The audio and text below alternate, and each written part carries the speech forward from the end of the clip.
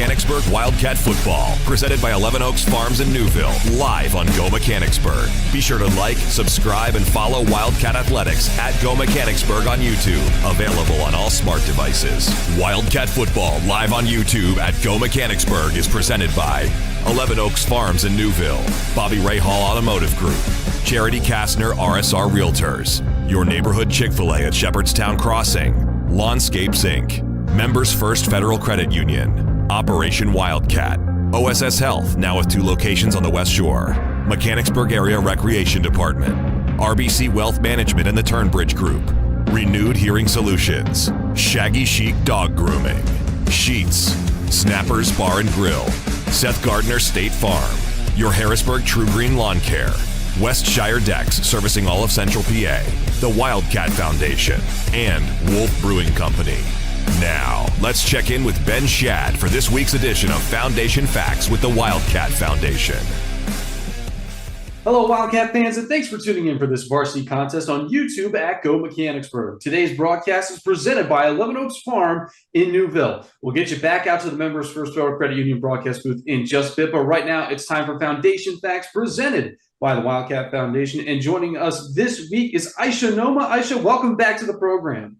Thank you, Ben. It's nice to talk to you again after a year. Time flies, huh?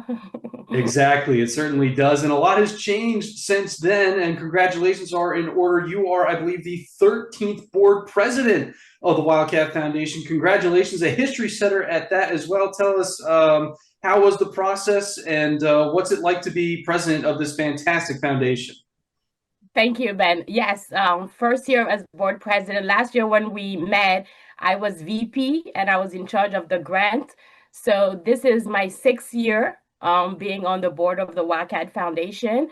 And the process is you are nominated by your fellow board members and they vote you, and they've trusted me to lead the organization. And I'm humbled and really happy to see what we do for the next year to come. Well, that's fantastic. And as president, you know, there's obviously a lot of responsibility that comes with the position, but you also kind of get to oversee everything. Are there any kind of projects or initiatives that you're looking forward to getting into, or anything that's been on your mind as you've kind of been handed the reins?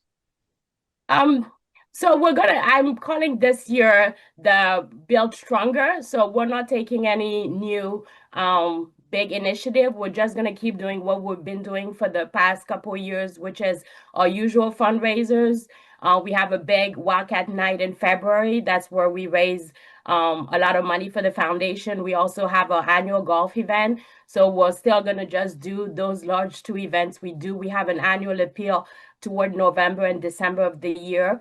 And then on the flip side of that, after raising money, it's the opportunity to give back to the teachers and to the student in the district. So we're still going to proceed with our grant award that usually happens in March and April. We also have scholarship. The new thing that's really been exciting over the past couple of years is the opportunity to give more scholarship. Last year, I think for the first time, we gave close to 16 different scholarships. So we're really excited about that. So fantastic. As always, there's just so many great initiatives. And again, you've kind of seen the processes from the ground up, and kind of last year with being in charge of those grants. And now you kind of get to see the whole process. Is it going to be a challenge for you to kind of not focus on just one aspect of these projects, but now seeing them the whole way through? Or do you view it more as kind of like an exciting pull back of the curtain, if you will? For me, it's twofold. So you're right. I've been so hands-on on the grant for, I think, 2 years now. So giving back the reign to somebody else on the board to be in charge of the grant, but absolutely giving the opportunity to kind of take a step back and looking at the bigger picture is really what I'm looking forward to. So it's less the nitty-gritty of every day, but kind of just looking at the whole as a foundation, how we more involved in the community, how do we involve more students, more teachers, how do we support the teachers and the student, not just through the grant, but different events and things like like that. So I think the opportunity as board president is what I'm most looking forward to see how we can grow the foundation and grow the ties even stronger between the foundation and the community and also the school district, which sometimes when you're just in charge of the grant, you really focus and you don't have the opportunity to do that. And kind of the last question I have for you here is: a good president always is surrounded by great people. How's the kind of new board? A lot of adjustments. Obviously, there's a lot of familiar faces around, people you've probably talked to a lot, but with certain people in certain positions, how's the board been so far? I know we're very early in the school year, but how are the early inklings with the new team? Well, the good thing about the board is 21 board members, but all of us are really part of the community. We have representative from the school board we have representative from the school district on the board, and then mainly parents of students in the district. So everybody involved in the foundation is there because they just want to do what is best for the student in the school district and in the community. So in that sense, it's really an easy board to be part of because we all have the same common goal. Having been part of it for the last 6 years, it's true, most board members serve a term of 6 years. So we've had some coming and goings, but overall, it has remained consistent in the fact that we're all dedicated to doing what's best for the student in the school district. I always say that I'm a transplant. I moved to Mechanicsburg 10 years ago, and I was just looking to be involved in the community. And the Wildcat Foundation welcomed me. I volunteered at the golf event, I think now 8 years ago, before I was even a board member. And I saw all the good work that was being done, and I just decided to be more involved. And here I am, 10 years after moving to Mechanicsburg, being the president of the Wildcat Foundation. Some of the past presidents have been MASH graduate. I'm not a MASH graduate. I'm not a Mechanicsburg person. Well, now after 10 years, I can consider myself a Mechanicsburg person, but I have 3 kids in the district and I see how great this is. And that's why I chose to be involved. And here I am. So I just hope that I do well by the foundation. And I'm really happy that the people trusted me to take on. And so I hope we get a good year, raise a lot of money and donate a lot of money. At the end of the day, that's what it is all about. Well, Aisha, congratulations to you again. Bright things ahead for both you and the foundation. And again, just wish you the best of luck going forward. We look forward to all the great initiatives that we'll be talking about so much, Ben. Throughout the year, of course. Well, thank folks, you. This has been Foundation Facts presented by the Wildcat Foundation. Learn more about them online at wildcatfoundation.org. We're going to take a break, and when we come back, we'll check in with Coach's Corner and Mike Garland as he checks in with head coach Dave Hecker. Today's broadcast is presented by 11 Oaks Farm in Newville. We'll be right back after this. Locally owned and operated, 11 Oaks Farms raises Wagyu beef and heritage breed pork right here in Newville, Pennsylvania. Our low-stress practices and carefully designed diets produce some of the finest meats you will ever experience. We also offer a selection of quality Angus beef, pork, chicken, seasonings, sauces, pantry items, and much more. Shop online at 11oaksfarms.com. Visit us in-store at 34 North Corporation Street in Newville or call 717-360-8249.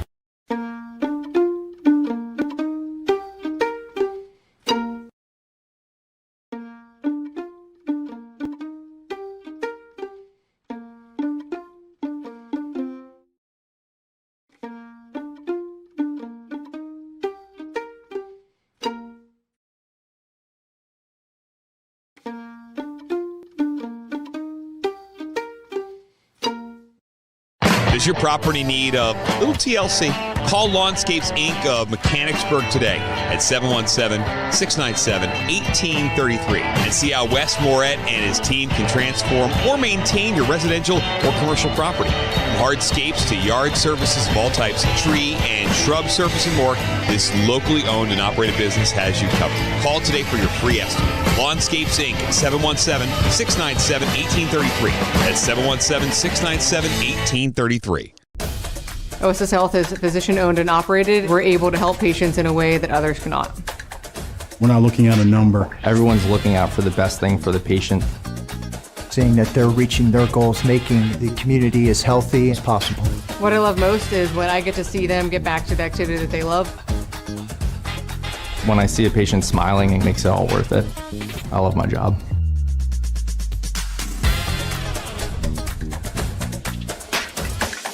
Operation Wildcat is a nonprofit organization whose mission is to pool the resources in our community to help our school district students, families, and staff members in need. We'll take your new or gently used back-to-school items, bikes, books, clothing, dresses and suits, furniture, Halloween costumes, gifts for the holiday, Christmas tree decorations, pennies, socks, underwear, Thanksgiving food, toothbrushes and toothpaste, and yard sale items. Learn more at OperationWildcat.org and go Wildcats. Elevate your everyday with the Mechanicsburg Area Recreation Department. Immerse yourself in a world of excitement and discovery. From adrenaline-pumping sports to serene outdoor escapes, we've got your perfect recreation blend. Join us for fitness, family fun, and fantastic experiences. Unleash your inner adventurer.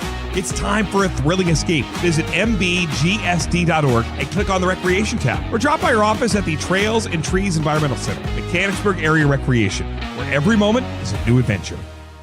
At Bobby Ray Hall, it's about doing the right thing, starting with our vision, that clients deserve great service at a fair price. We understand this can only happen with great team members. Doing what's right includes supporting local charities, youth sports, and first responders. It extends to the environment and why we reclaim rainwater for car washes and recycle used oil. We want to thank our loyal clients for recognizing us by voting Bobby Ray Hall simply the best of Harrisburg for 21 years in a row. Experience the Bobby Ray Hall difference and find out more at BobbyRayHall.com. The Turnbridge Group at RBC Wealth Management is a proud supporter of Mechanicsburg Wildcat Athletics. When faced with tough business and personal financial decisions, turn to the Turnbridge Group. With a focus on retirement planning and complex financial situations, the team helps you define and achieve your goals, all while building a strong and caring relationship with you and your family. Financial advisors Tim Engel, Jonathan Stow, and Nick Hansen are available for your call. The Turnbridge Group, part of the community and for the community. Visit them online at turnbridgegroup.com or call 717-724-4225 today. I needed a change in my life. I wanted to be closer to my grandchildren. I was not hearing what the kids were saying. I fly hot air balloons and I couldn't hear leaks. It was time to take care of my hearing. As soon as I met Mary Ann at Renewed Hearing Solutions, she made me feel so comfortable. My life has improved so much since I got hearing aids. It was the best thing I've ever done. I would highly recommend Renewed Hearing Solutions. Get back in the conversation. Call Renewed Hearing Solutions today. Getting you back to Mechanicsburg Wildcat Athletics, presented by 11 Oaks Farms in Newville. Live on Go Mechanicsburg. Welcome back, everybody. I'm Ben Shad, and it's time for our weekly Wildcat scoreboard presented by Operation Wildcat. On Tuesday, September 2nd, girls tennis plays host to Gettysburg with a 4 p.m. match start time. Boys and girls cross country travels to Susquehanna Township. They start their meet at 4:30. Girls volleyball travels to Altoona. They start their match at 5:30. Field hockey faces off against Lower Dolphin at home, also at 5:30. On Wednesday, September 3rd, boys soccer plays host to Central York. They kick off at 5 p.m. Girls soccer travels to Central York. They also kick off at 5. On Thursday, September 4th, golf travels to Carlisle for an 11 a.m. match start time. Girls tennis travels to CD East for a 4 p.m. start. Field hockey faces off at Carlisle, also at 4 p.m. And girls volleyball travels to Chambersburg. They start their match at 5:30. And then on Friday, September 5th, football is home against Mifflin County. They kick off at 7 p.m. Don't forget to like, follow, and subscribe to Wildcat Athletics on X/Twitter and on YouTube at Go Mechanicsburg. You can also visit mbgsd.org and click on the Athletics tab, or download the new district app for the latest Wildcat news and information. We'll be right back after this. We are dedicated to serving our members, associates, and communities because they give us purpose. We know we are stronger when we come together as one. We believe financial literacy is a key tool for personal well-being, economic stability, and a more secure financial future for everyone. And we are committed to providing all with access to financial wellness resources. We strive to deliver unparalleled experiences for our members through every moment and milestone. We are built by will, forged by people, and powered by a proud member experience. Are you on the hunt for a new home? Maybe you're a growing family looking to expand your living situation, or you find your current space too large and you're simply looking to downsize. Whatever your needs, contact Charity Kastner, Realtor with RSR Realtors today. Charity knows the local real estate market and she will find the right home for you. Charity Kastner isn't just a Mechanicsburg-based realtor, she's a Mechanicsburg mom. And after all, mother knows best. Just ask her kids. Make the move today by calling Charity Kastner at 717-557-9312 or rsrrealtors.com to find your first or next home sweet home.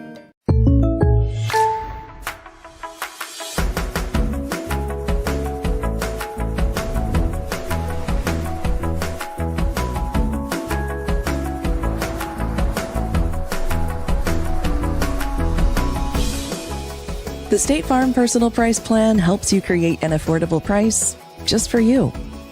Contact local agent Seth Gardner for your personal price plan today.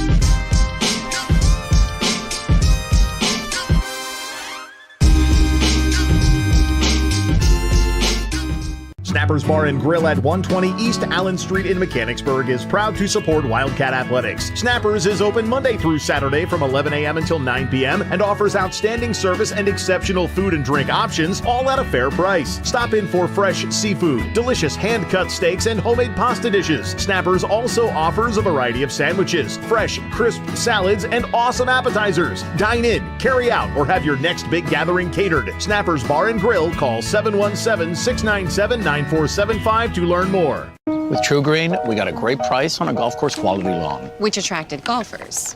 Morning. Who needs a warm-up? And because True Green's doing the work, we get to have more fun. Please don't post that. Too late. They don't have grass this thick in Australia. That's what happens when you have a great lawn. Shanked it again, huh? They're fun to have around.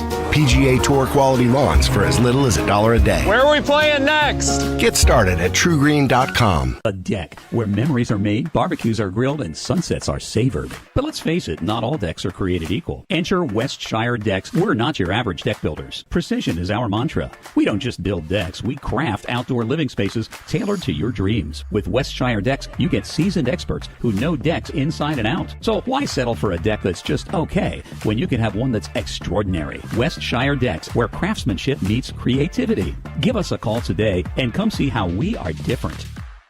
The Wildcat Foundation is Mechanicsburg Area School District's education foundation. Established in 1998, the foundation raises and distributes funds that support students in education, wellness, cultural awareness, and athletics. The Wildcat Foundation has also awarded hundreds of thousands of dollars in scholarships to support students' higher education. Learn more and donate today at wildcatfoundation.org. Wolf Brewing Company, located in Legacy Park, just off South Market Street in Mechanicsburg, offers a family and pet-friendly atmosphere for community members of all ages. Family owned by Wildcat graduates, Wolf Brewing Company serves up delectable dishes including comfort foods with a gourmet twist, plus drinks of all types for the community, from the community. Roll in before, during, or after the game for their laid-back ambiance, live music, trivia, and more. Wolf Brewing Company, 100 Legacy Park Drive, Suite 400, or online at wolfbrewingco.com. Getting you back to Mechanicsburg Wildcat Athletics, presented by 11 Oaks Farms in Newville. Live on Go Mechanicsburg. It's time for Coach's Corner, presented by the Wildcat Foundation. Here's head coach Dave Heckard and the voice of the Wildcats, Mike Garland. It is time for Coach's Corner. Today's broadcast presented by our friends at 11 Oaks Farms in Newville, and Coach's Corner week in and week out is supported by our friends at the Wildcat Foundation. Mike Garland along with head coach Dave Heckard. Coach, how you doing? Good, how are you? Doing all right. So let's look back last week against Carlisle. Big week 1 victory. What are your thoughts overall on the game against the Thundering Herd? We were pleased as a staff. I feel like game 1 you're going to make mistakes, and we did at different times. And a lot of early season games are who makes the least amount of mistakes sometimes, but we obviously have some things to work on, but we were pleased with the way our kids came out and performed for the first game and did a good job. So you jump out early, you get the quarterback sneak for a touchdown from Noah Apple, and scoring first in the first quarter is something that the Cats have become very accustomed to over the last couple of years, going back to the last year with head coach Anthony Rose and then all throughout your 2024 campaign. Whether you knew it or not, Wildcat football teams have outscored opponents 250-something to 40-something in that first 12-minute window. So what's that mean to be able to get out to an early start offensively, but also be able to play defense and hold a team? Yeah, no, I mean, you always want to come out to a fast start, I feel like, to get the momentum, going. And that doesn't necessarily mean if you come out and you don't have a good start that you can't get things going. But I think, a lot of those numbers, last year, how explosive they were, but, I mean, it rolled over into this year first game, and I think that's something that we try to do offensively, is come up and get going and build momentum. And, the defense has just done a great job as well. So I mentioned Noah Apple. The first score of the year was a quarterback sneak. He also had a passing touchdown. He had another rushing touchdown of distance. What are your thoughts on Noah's play at quarterback through 1 week? Well, I think that's a big question that was kind of answered. I mean, who's going to be the next quarterback? And then you have a new quarterback. Well, they come under center for the first time. And you don't know what's going to happen, So I feel like we were happy with the way he performed and happy for him. And, we still want to improve and, keep working. And I know Coach Hakel worked with him a lot this week on some things and, hopefully clean that up. But, he'll work and continue to improve. So new faces in new places. Reese Miller in the backfield, rushing for over 100 yards as he steps in for the graduated Isaac Dolman. What are your thoughts on how Reese ran the ball? No, we were again pleased with how he ran the ball, and Reese is a good athlete, and a good lacrosse player, and I think that he's doing a great job, and we continue to look for him to produce. So Jack DeLuca catches a 57-yard touchdown pass. Kind of. It actually made some national news. I mean, look, it was a beautiful throw, a beautiful catch, and great field awareness for Jack DeLuca to make it into the end zone. Yeah. But I was on the visiting side. He scored on the home side, and I actually saw a national article talking about officiating in sports, but it singled out that particular play because apparently Jack dropped or fumbled the ball before he actually crossed the goal line. Did you have a conversation with him about holding on to it through the end zone? Yeah, and he said it just kind of caught his hip, and he kind of slowed. Nobody was around him, and it kind of popped out. But I mean, the game I was at, it was called a touchdown, so we're going to call it a touchdown. But we had a lot of fun with that this weekend, and with Jack and whatnot. And I think that.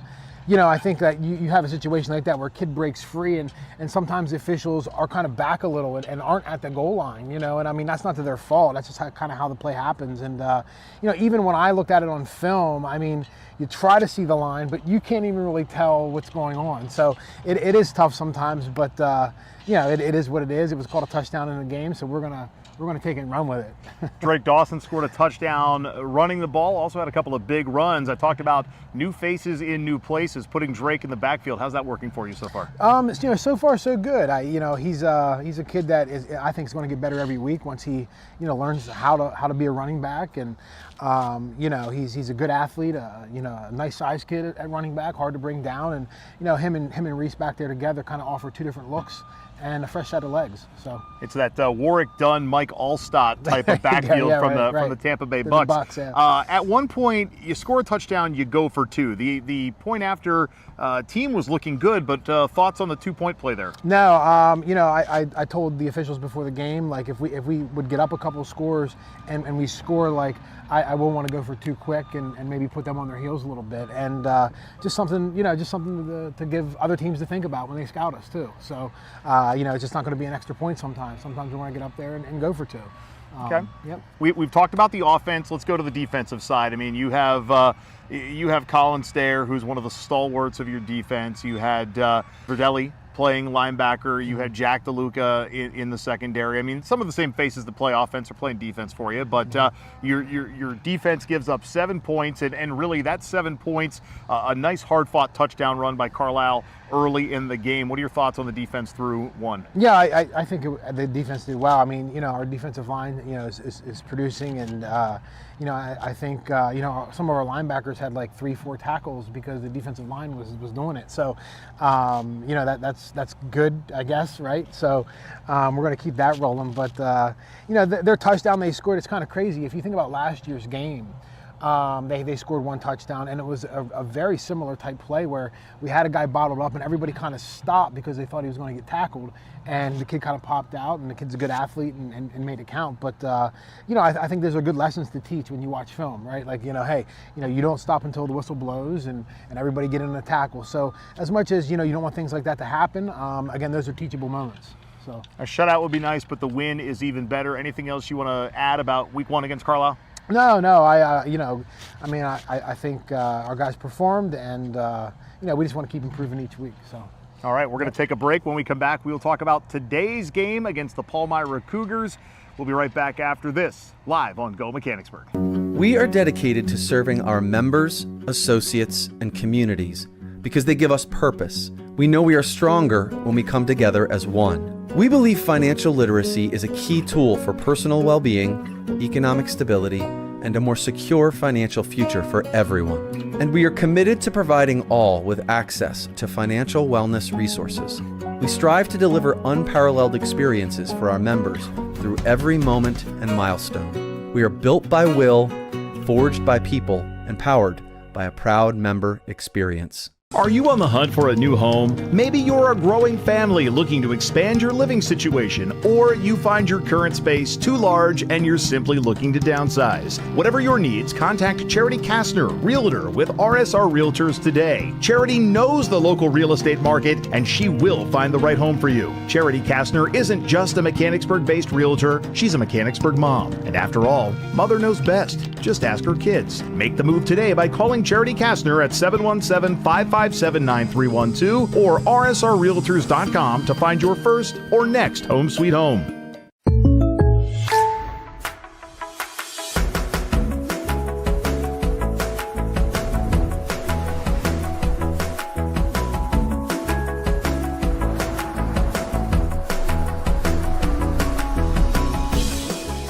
The State Farm Personal Price Plan helps you create an affordable price just for you.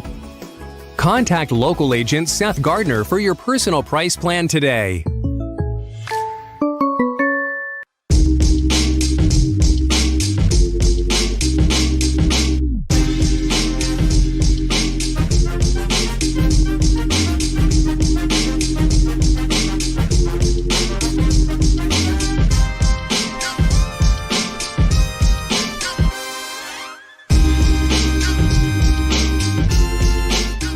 Snappers Bar and Grill at 120 East Allen Street in Mechanicsburg is proud to support Wildcat Athletics. Snappers is open Monday through Saturday from 11 a.m. until 9 p.m. and offers outstanding service and exceptional food and drink options, all at a fair price. Stop in for fresh seafood, delicious hand-cut steaks, and homemade pasta dishes. Snappers also offers a variety of sandwiches, fresh, crisp salads, and awesome appetizers. Dine in, carry out, or have your next big gathering catered. Snappers Bar and Grill. Call 717-697-9475 to learn more. With True Green, we got a great price on a golf course quality lawn. Which attracted golfers. Morning.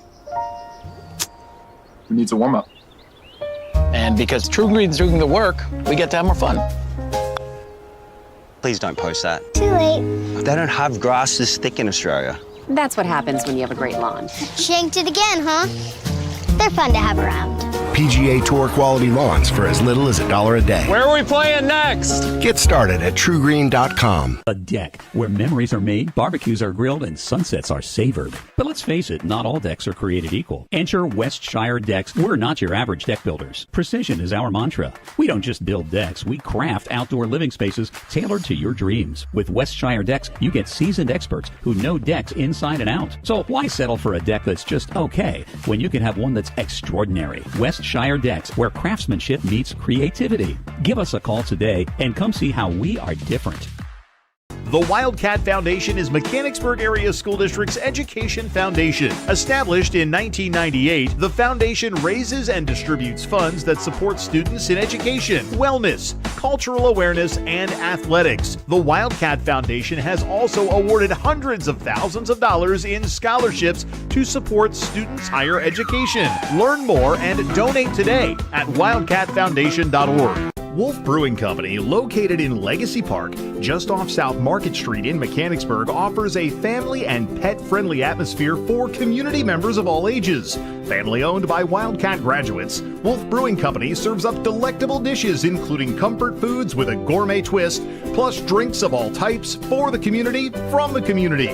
Roll in before, during, or after the game for their laid-back ambiance, live music, trivia, and more. Wolf Brewing Company, 100 Legacy Park Drive, Suite 400, or online at wolfbrewingco.com. Getting you back to Mechanicsburg Wildcat Athletics, presented by 11 Oaks Farms in Newville.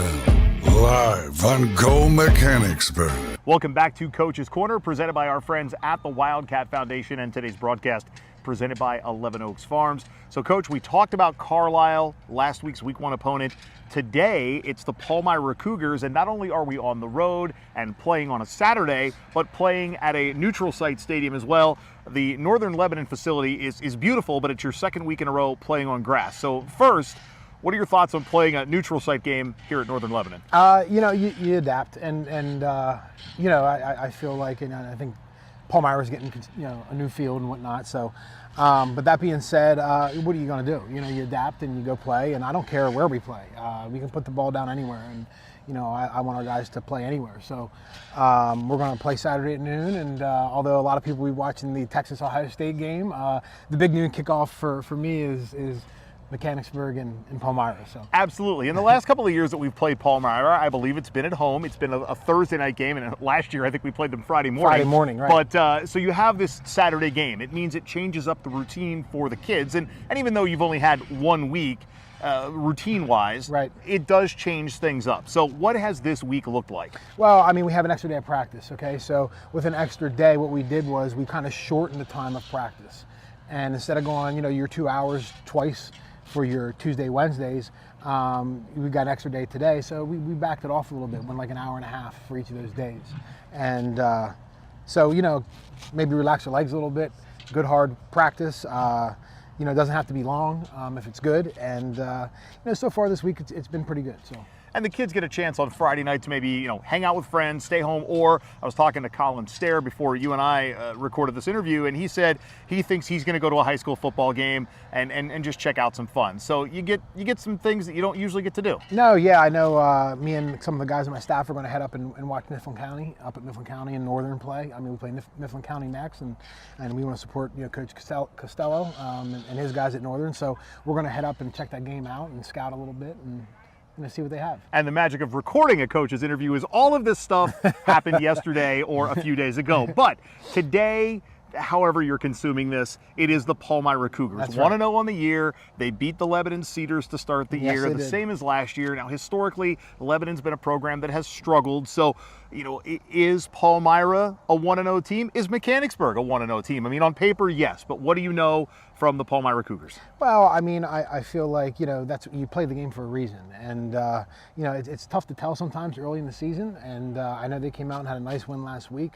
So, I mean, we're going to approach this like any other game. And I think that's the key, right? Like, you show up each week, and regardless of who you're playing, I mean, you got to win that game. And you got to approach that game with, your attention focused on that game each week, and not looking ahead. So, and it's funny you say that because, going back to my conversation with Colin, he referenced getting ready for any given week with the same focus and attention that they wanted to give last year's playoff run, right? Like, you can't take an opponent for granted. So as a senior, he provides that leadership to bring these young men along and say, doesn't matter who we're playing, you give it that same focus and attention. No, we really kind of drive that home, each week. And, when you're dealing with high school kids, these guys aren't professional athletes, right? You're dealing with high school kids. And I think sometimes you never know what you're going to get day to day. So, if you show up to the field and you're not ready to go and, you start fumbling the ball, turning the ball over, things happen, committing penalties, well, next thing you know, you're in a ball game. And if you're in a ball game with somebody and they think they can beat you, I mean, you're going to be in for a ball game. So regardless of who it is. So we don't want that to happen, right? We want to come out and play a good, crisp game and do what we do. So. All right, Coach. Well, anything else you want to add about today's game? No. Good luck to them. Absolutely. And finally, back to school now for a week plus. How are things been going? Things are rolling now. We're back in, and we're practicing, and things are going well. We have a 4-day weekend this weekend, with Friday off and Monday off. So that's always an added bonus, right? All right, absolutely. Well, we're going to take a break, and when we come back, we'll get you out to the Members First Federal Credit Union broadcast booth. Ben Shad will join me for today's big noon kickoff. It's Mechanicsburg and Palmyra live on Go Mechanicsburg. You've been watching Coach's Corner, presented by the Wildcat Foundation. Coming up, we'll get you out to the stadium for tonight's game live on YouTube at Go Mechanicsburg. We are dedicated to serving our members, associates, and communities because they give us purpose. We know we are stronger when we come together as one. We believe financial literacy is a key tool for personal well-being, economic stability, and a more secure financial future for everyone. And we are committed to providing all with access to financial wellness resources.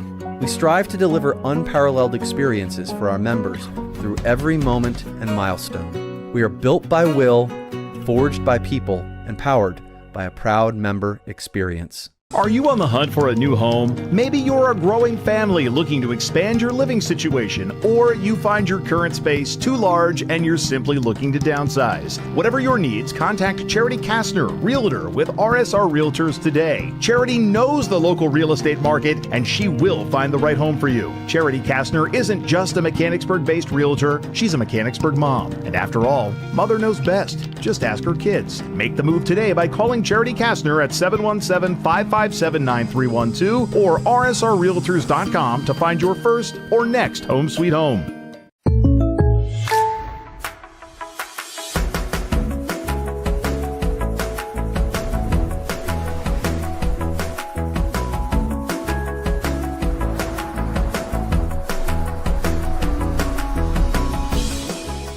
The State Farm Personal Price Plan helps you create an affordable price just for you. Contact local agent Seth Gardner for your personal price plan today.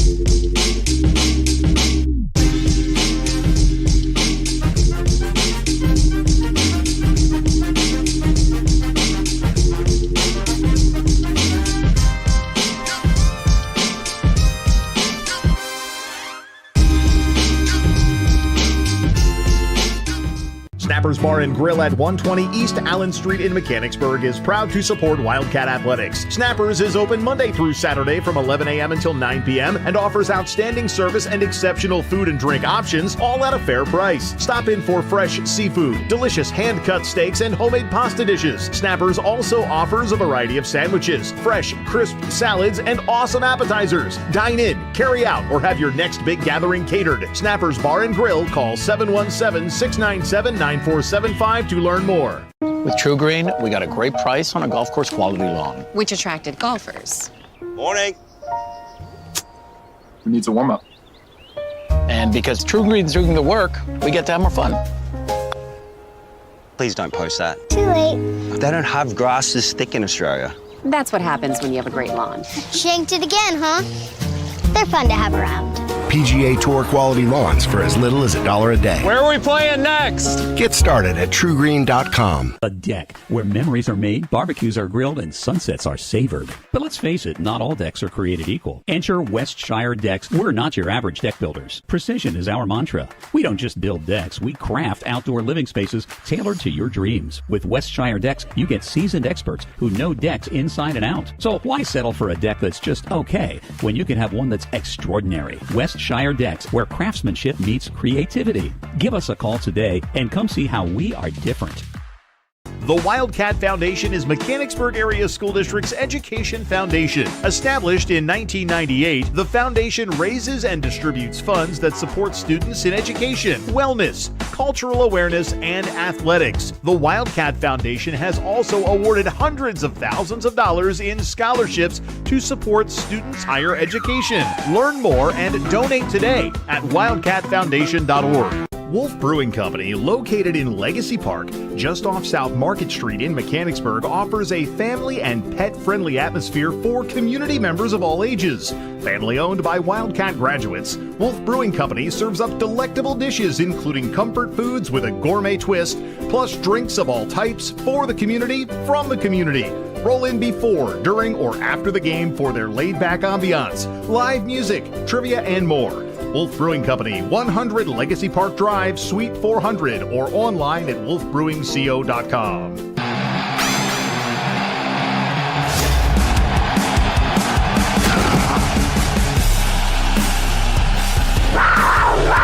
It's time for Mechanicsburg Wildcat Football, presented by 11 Oaks Farms in Newville, live on Go Mechanicsburg. Be sure to like, subscribe, and follow Wildcat Athletics at Go Mechanicsburg on YouTube, available on all smart devices. Wildcat Football, live on YouTube at Go Mechanicsburg, is presented by 11 Oaks Farms in Newville, Bobby Ray Hall Automotive Group, Charity Kastner RSR Realtors, Your Neighborhood Chick-fil-A at Shepherdstown Crossing, Lawnscapes Inc., Members First Federal Credit Union, Operation Wildcat, OSS Health, now with 2 locations on the West Shore, Mechanicsburg Area Recreation Department, RBC Wealth Management and the Turnbridge Group, Renewed Hearing Solutions, Shaggy Chic Dog Grooming, Sheets, Snappers Bar and Grill, Seth Gardner State Farm, Your Harrisburg True Green Lawn Care, Westshire Decks servicing all of Central PA, the Wildcat Foundation, and Wolf Brewing Company. Now, let's head out to the stadium and the Members First Federal Credit Union broadcast booth for tonight's game. With the call, here's the voice of the Wildcats, Mike Garland and Ben Shad.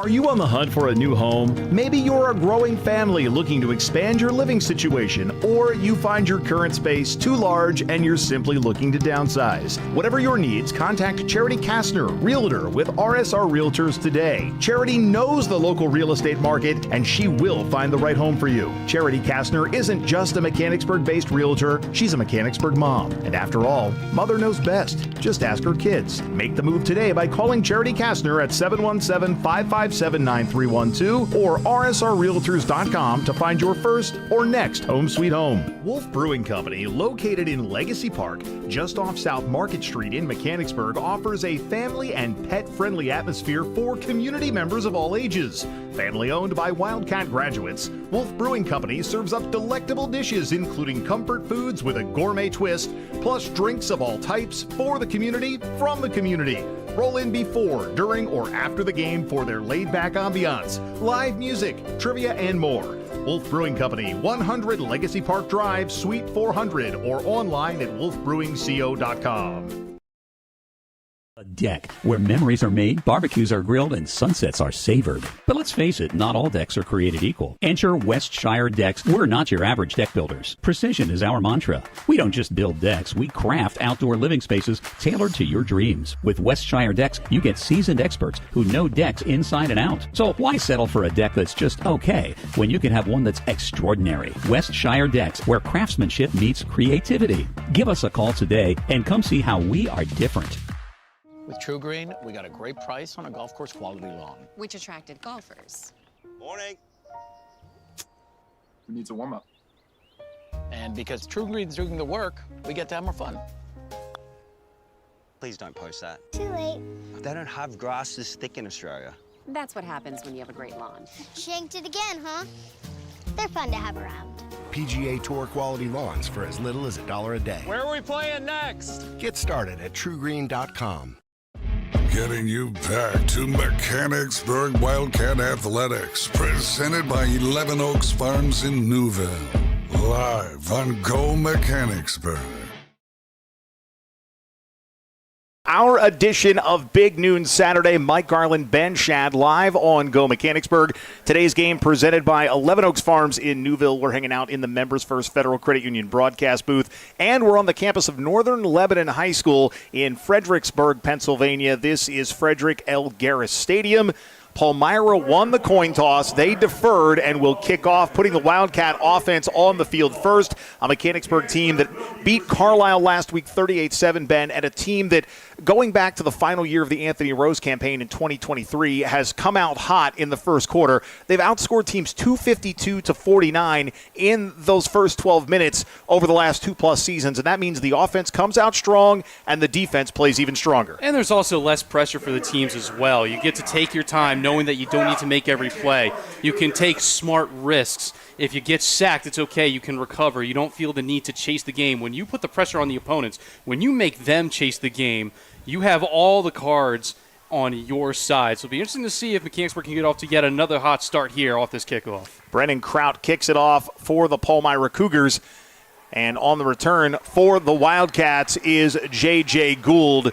First down and 10 for the Cats. They'll have the ball on their own 29-yard line. And this Northern Lebanon field saw action last night as Oxford High School from District 1 came in and actually topped the Northern Lebanon Vikings 16-13. So a grass field, the second time the Cats have played on grass in as many weeks. And here we go with the offense on the field, and Noah Apple in the shotgun with Reese Miller, sidecar left. Miller, a young man who ran for over 100 yards last week against Carlisle. First pass complete to Jack DeLuca on the near sideline, and DeLuca picks up a yard or two. Jack DeLuca found himself in some national headlines last week, and it wasn't really about anything that Jack did per se. It was more a commentary on officiating. That big 57-yard touchdown he scored last week against Carlisle, apparently he let go of the ball before he crossed the goal line, and the article was calling out officiating and how things sometimes get overlooked. Reese Miller on the carry for the Cats, met near the line of scrimmage by Jake Shellhorn. So just like that, third down and 9. Palmyra defense is holding strong through those first two offensive plays, and It was an unfortunate play. You know, there's folks who I guess have nothing better to do than to analyze high school plays out there. But, again, it was a learning lesson. Got away with it. And, again, nobody was really trying to tackle that ball or anything last week. So we'll give it 1 second, and we'll see what Mechanicsburg can come up with here. 3rd down and 9 for the Cats. Apple, 3-step drop, pass tipped at the line of scrimmage and incomplete. The intended receiver was Landon Yale. Very lucky that pass wasn't intercepted. It would be very Yeah, good. to be taken away. So, luckily there, just fell to the grass. 3 and out for the Wildcats, so the defense will once again have to step up and hold strong. It was a slow start against Carlisle, despite the lopsided scoreline. The offense still needed some time to get things together. Interesting to see how the balance of run versus pass happens today, but a great punt here on 4th down. Noah Apple punts it away, and it's going to roll to about the 33-yard line where it's going to be down, and the Palmyra offense comes on the field for the first time today. Thank you for tuning in, fans. I apologize. I got a couple of text messages saying, hey, we had no audio, and I promise it was 100% my fault. A little different than last week when I unplugged the internet. This time I did not engage the particular channel that makes audio possible to you. There's a lot of moving parts, and sadly there's always something on my end, so my apologies. We just can't wait to get home, Mike. We've been away for too long. Home games are coming up here. I'm very much especially looking forward to that middle of the schedule, that Gettysburg, Redland, Northern all home. I'm practically salivating at the thought of 3 weeks at home at Memorial Park Stadium. But one step at a time. 1st down and 10 for the Cougars. The quarterback is Roman Russick, Ooh. And he is going to be thrown down in the backfield. A big sack from Drake Dawson. We'll take another look. Didn't even bite on the trick play right here. Man in motion, gets the handoff, and he's looking downfield. Dawson steps up, and even though he jumped, he didn't fall over him. He got that grip on the jersey, put the man down. A huge loss to open up this defensive stand for the Wildcats. For the Wildcats and Drake Dawson, that is his 2nd sack of the year. 3 wide receivers split to the left of Russick. Russick in the gun, single back in the backfield. It's an inside handoff, and Drake Dawson again meets the ball carrier at the line of scrimmage. Back-to-back plays by Drake Dawson, and the ball carrier that time around for the Cougars was Travis McDaniel. 3rd down and about 19 for the Palmyra Cougars.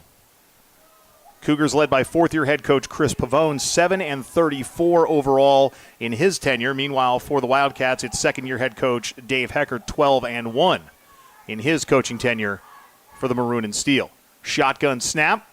Russick, high bomb deep, overthrows the intended receiver, Talon Speck.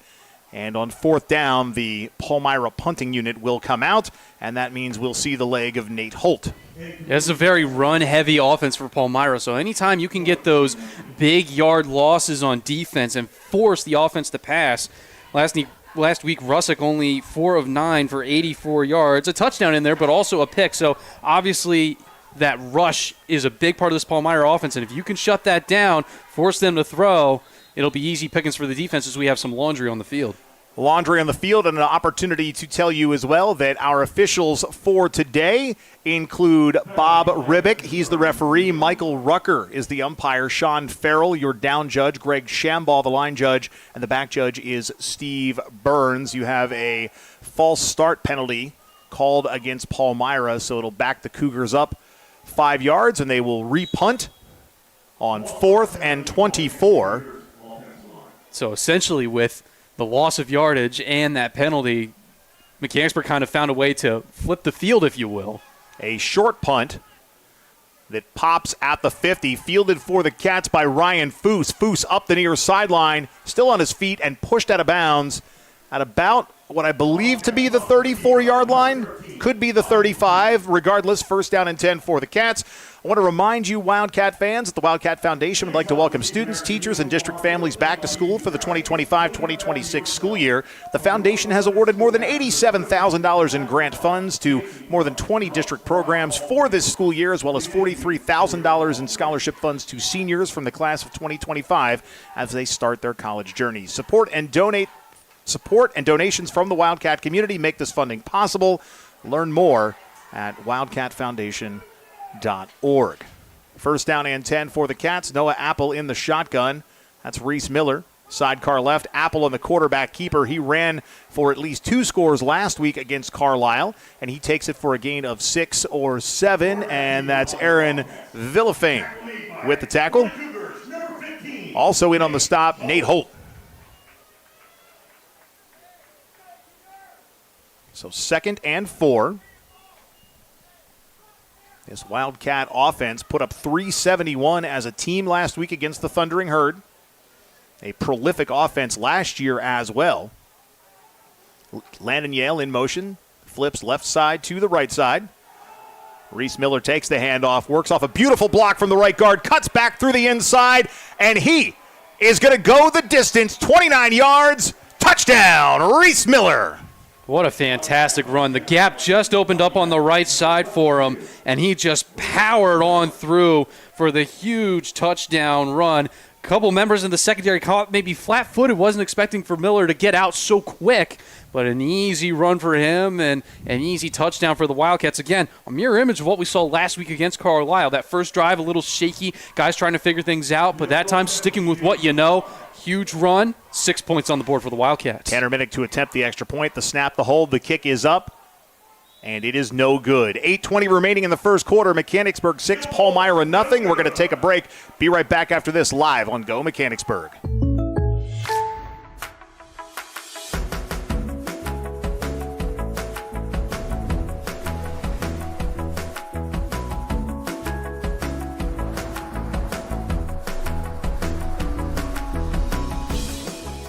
The State Farm Personal Price Plan helps you create an affordable price just for you. Contact local agent Seth Gardner for your personal price plan today. Getting you back to Mechanicsburg Wildcat Athletics, presented by 11 Oaks Farms in Newville. Live on Go Mechanicsburg. Welcome back to Frederick L. Garris Stadium. Mike Garland, Ben Shad hanging out in the Members First Federal Credit Union broadcast booth. We thank you for making us your big noon Saturday game of choice. And just remember, the highlights for Ohio State and Texas will be everywhere. And by the time our game's over, it'll be halftime in Columbus. So just stick with us, then flip over to whatever channel that game's on. Fox, I guess, is the answer. I don't even know the score. I'll check the highlights later. The kickoff is going to be fielded near the 15-yard line, and Riley Litzenberger brings it about 6 yards forward. Check that. That was Talon Speck. Speck with the return. So first down and 10 for the Cougars. We see the offense for the second time today, Ben. Yeah, and Palmyra with a very interesting drive to open up. They wanted to try and get that trick play, try and get that big play early on. The Wildcats were all over it, couldn't go forwards with their rushing attack, so we'll see if Russick maybe takes a little bit more of a gamble, throwing the ball more often, or if they try and stick with their running game and what they know best. Russick in the gun. Pass complete to Braxton Risser in the flat. Met near the line of scrimmage. Jack DeLuca, Drake Dawson leading the way for the Maroon and Steel. Mechanicsburg opens the season at home next week, or opens their home season next week, would be more grammatically and factually correct, against Mifflin County. The Huskies with a 14-0 win over Northern last night, as all of the Mid-Penn Keystone has opened conference play this weekend. And a beautiful facility at Mifflin County. I'll talk about that more throughout the game, and we'll show you next week what that's all about. That pass complete to Braxton Risser, stopped near the line of scrimmage by Donnie Despinas. And it's going to bring up a third down and 6 or 7. Make it 5 now as the down stick moves right to pretty much in the middle of where they started and where they're going. Risser's helmet came off at the end of that play, so he'll have to be out. Interesting that Palmyra are throwing the ball a little bit here. Granted, they are the usual screen passes, but those are a great way to get your quarterback in rhythm, figure things out, especially one that only threw 9 passes the week previous. It'll be interesting to see what Russick's capable of, because can't imagine the Wildcats had a lot to look off of with only 9 pass attempts, 4 completions. Russick steps up in the pocket, and he is going to be sacked Colin Stair in from behind with the big tackle, the second sack of the ball game for the Cats. And that's going to be a big part of that pocket collapse in an instant. 2 Wildcats were in on him, and eventually he's just taken down. Great job there by the Wildcat defense. You can rely on that front line. Stair, Dwyer, those experienced seniors up front. They are going to work overtime to pester any offensive line in their way. Ryan Foose and also Gould back deep. Gould takes it on the run because that's the way he wants it. Spins off one tackler near the 50 and is downed in plus territory at the 46, maybe 47-yard line. Line markers are a little tough to see here at Garris Stadium, but if you look close and you focus, you can find them. Some great decision-making by the kick returners today between Gould and Foose. Foose took that one off the bounce, and I don't think the defense for Palmyra was expecting him to take that and run. He gained a solid 10 yards out of that. Now, the drive didn't really go anywhere after that, and that time Gould, he dodged at least 3 or 4 tackles. Guys had him wrapped up, and he just swung out of that contact. Great starting field position. Anytime you can cut the chains in half, cut the field in half in this case on the opponent's side of the field, make your offense do as little work as possible, great things will happen. First down and 10 for the Cats. Noah Apple in the gun. Drake Dawson splitting left. He saw time in the backfield last week. Now the near side receiver at the bottom of your screen in motion for the Cats, Grady Weaver. He takes the pop pass. There's a flag. This one will come back as Weaver surges forward for a gain of 7. But that flag thrown in the area where there's likely a hold against the Wildcats, so instead of it being second and short, it's going to be first and much longer. And it's a shame because Weaver did such a great job. He kept going east and west, what coaches typically hate, but he found that hole, managed to just power through it and get a positive gain out of it, but all for naught because of the holding call. Want to call out Greg Stoke, one of the starting defensive linemen for Palmyra. He's the big guy with the long flowing orange shirt, also in the marching band and playing tuba. So double duty for Mr. Stoke here on this Saturday morning at Garris Stadium. First down and 20. 4 wide receivers for the Cats. Apple with the high snap. Hands to Reese Miller. He gains 5 on the play. Second and 15. This will be a big drive for Noah Apple. You know, at some point this drive he's probably going to have to throw. And he made some good throws last week, but I think a lot of Wildcat fans were leaving last week thinking, we know he's capable of more. We know he can throw that ball with a little bit more pace and a little bit more accuracy. Be interesting to see if he steps up with that big pass at some point here, or maybe he can get the line to jump. Drake Dawson with some movement on the left side of the line. So the Cats gained 5 yards, and Dawson will move them right back to where they were previously, but instead of it being first and 20, it's now second and 20. So penalties are not something any coach wants to have to deal with. It puts you in a position to have to work twice as hard to gain the distance that you need. The play in from the sideline. Huddle breaks. Tony LaRock, the center, leads the Cats to the line. 4 wide receivers, single back in the backfield. Apple with a play fake. It's a screen. Pass completed to Reese Miller, and Miller picks up the penalty yardage. So we go from second and 20 to third and 15.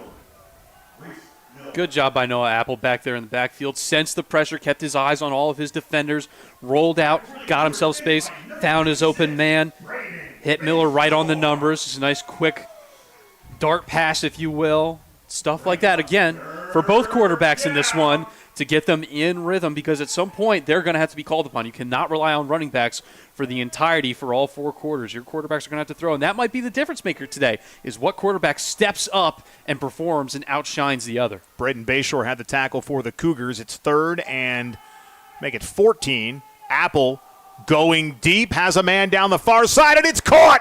The chains are going to move for the Cats. And hauling it in for Mechanicsburg is Ryan Foose. Let's see what we have from a replay standpoint. You can see right at the back end of the play, Foose hauling it in. just in front of a pair of Palmyra defenders.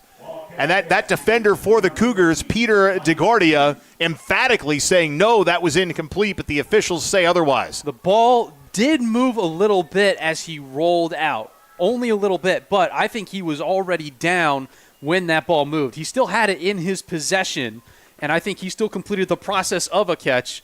Again, it's kind of that age-old, the NFL is kicking off next week, Mike, that age-old debate about what is and what isn't a catch. We never know, but I think that time the evidence points more towards a fair catch than it was an incomplete.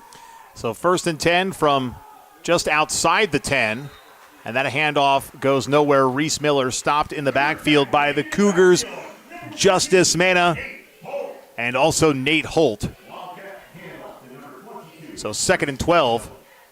Mechanicsburg has been playing from behind the sticks this entire offensive possession, yet somehow have made it into the red zone. And it's now 2nd and 12.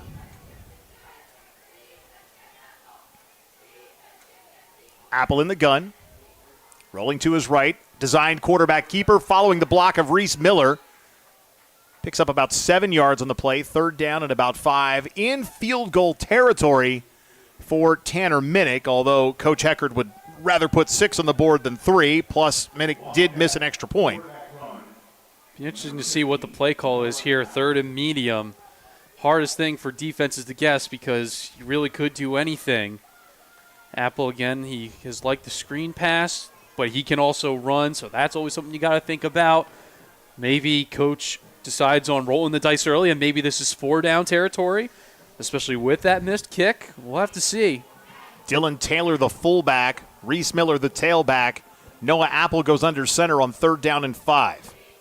Palmyra stacks the line, and Minnick is tripped up in the backfield. A nice job on the tackle by Nate Holt.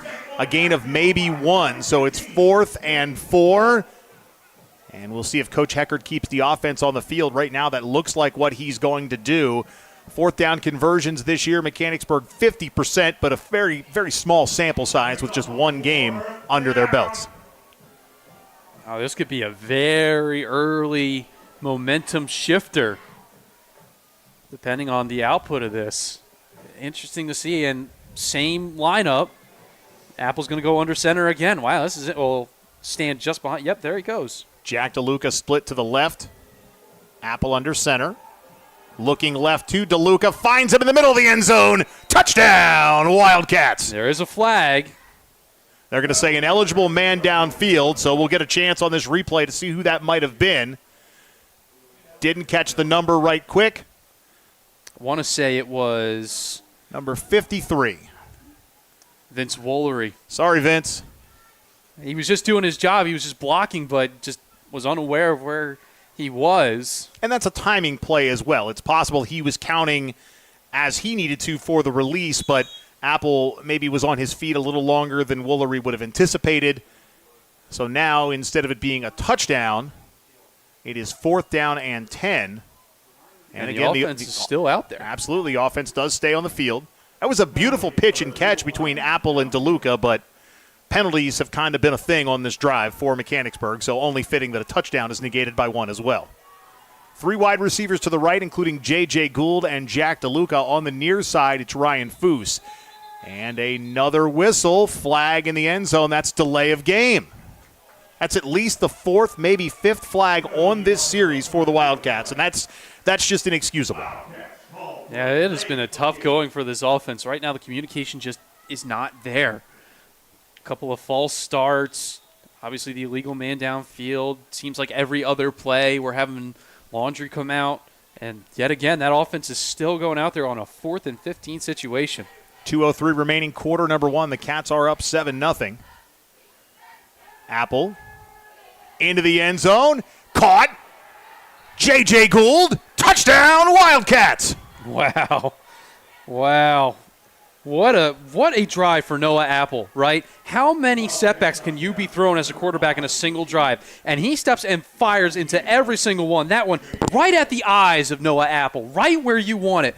Gets the grab, hauls it in, and 4th and 15 after back-to-back penalties. This Palmyra defense, they're probably wondering to themselves right now, Mike, what do we have to do to stop Mechanicsburg? They hurt themselves back-to-back plays on that drive. We backed them up on 4th down, and they still managed to come away with the points. Cats offense stays on the field to go for 2. They are 1 for 1 on the season from a 2-point conversion standpoint.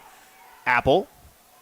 End zone. Conversion good. Xavier Longenberger with the catch. The Cats get the missed extra point back. Go up 14-0 with 1:58 remaining in quarter number 1.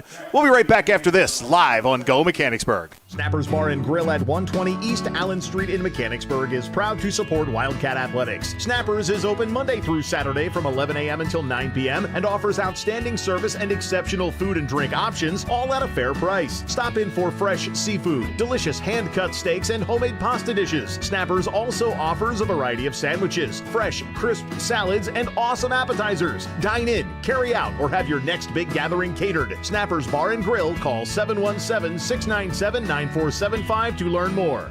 Getting you back to Mechanicsburg Wildcat Athletics, presented by 11 Oaks Farms in Newville.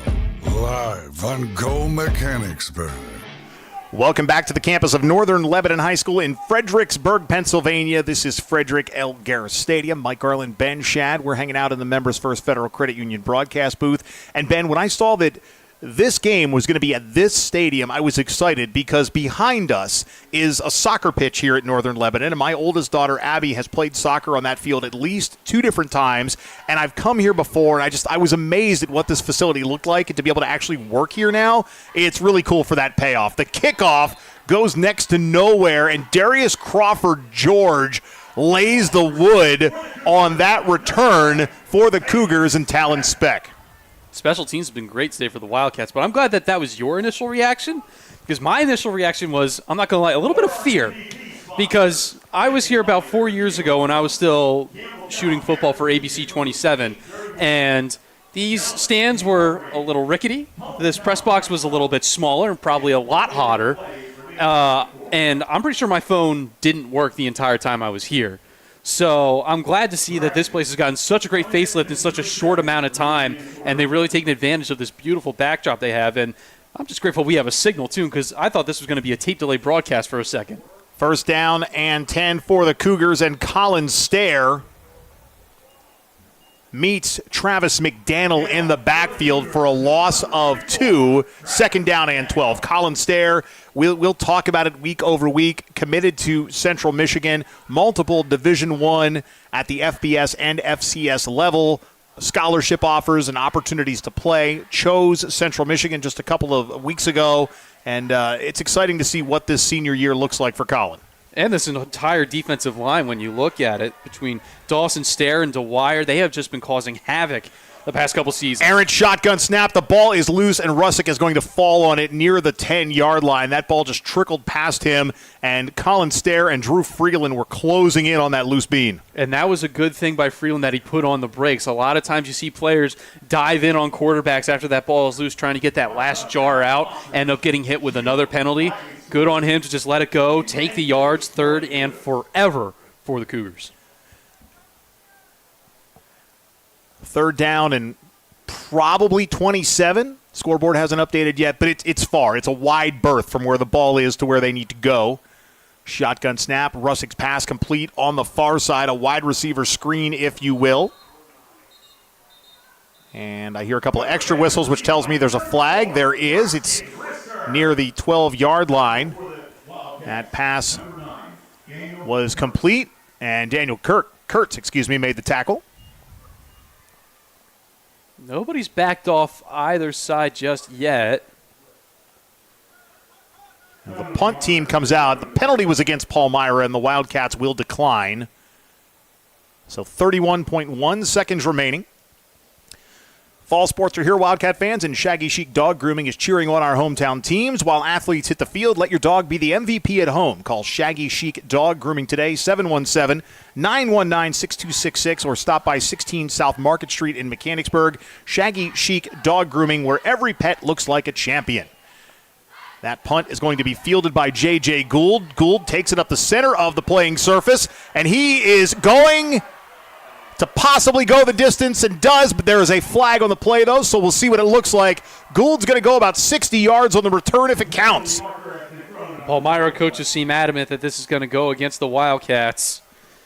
Multiple people in orange and black are pointing to the right.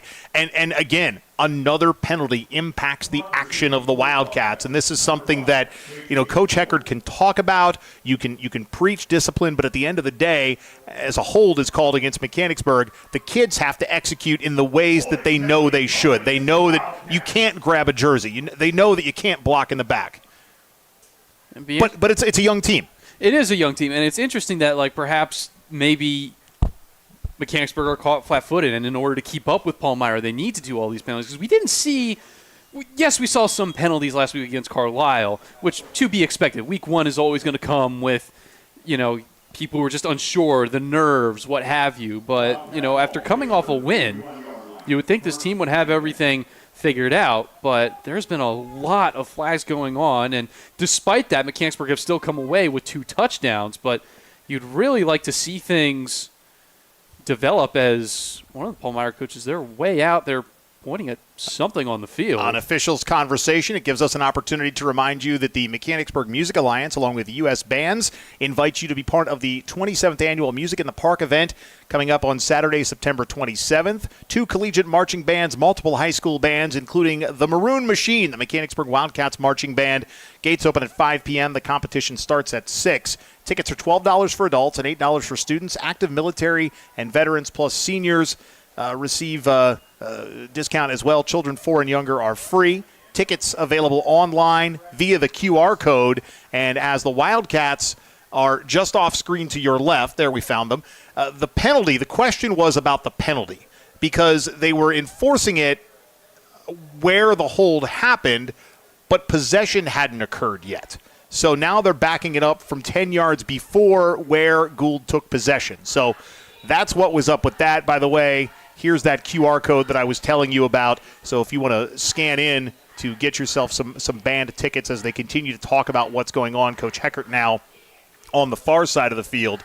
Again, the band competition coming up on the 27th. It's the only home band competition of the year for the Maroon Machine. So if you get a chance to come out and check it out, do it. I'll be there. Say hi if you see me because, I like to say hi to the people that watch our games, right? It's fun to have people walk up to us and say, hey, we love watching the games. We love what you guys do. We couldn't do it without the support of the athletic administration, the district administration, and even here, we couldn't be doing what we're doing without the help of the Palmyra athletic director, the Northern Lebanon athletic director, last week at Carlisle. So there's a lot that goes into what happens here. 1st down and 10 for the Cats. Should be the final play of the quarter, and it's a running play, good for about 8 yards for the Cats and Reese Miller. Tackle made by Jake Shellhorn. We've said his name a few times today. Yeah, he's been a good stalwart on that Palmyra defense. That their line has been ready for the run every so other play. It's almost like a roll of the dice every time Reese Miller gets that ball, whether or not he's going to pound through or if he's going to be stopped at the line. That's the end of the first quarter. The score, Mechanicsburg 14, Palmyra nothing. We'll be back after this live on Go Mechanicsburg.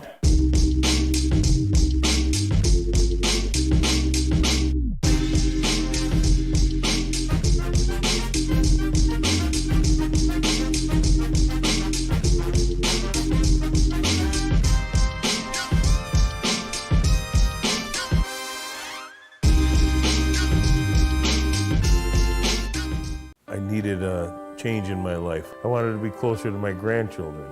I was not hearing what the kids were saying. I fly hot air balloons and I couldn't hear leaks. It was time to take care of my hearing. As soon as I met Mary Ann at Renewed Hearing Solutions, she made me feel so comfortable. My life has improved so much since I got hearing aids. It was the best thing I've ever done. I would highly recommend Renewed Hearing Solutions. Get back in the conversation. Call Renewed Hearing Solutions today. Getting you back to Mechanicsburg Wildcat Athletics, presented by 11 Oaks Farms in Newville. Live on Go Mechanicsburg.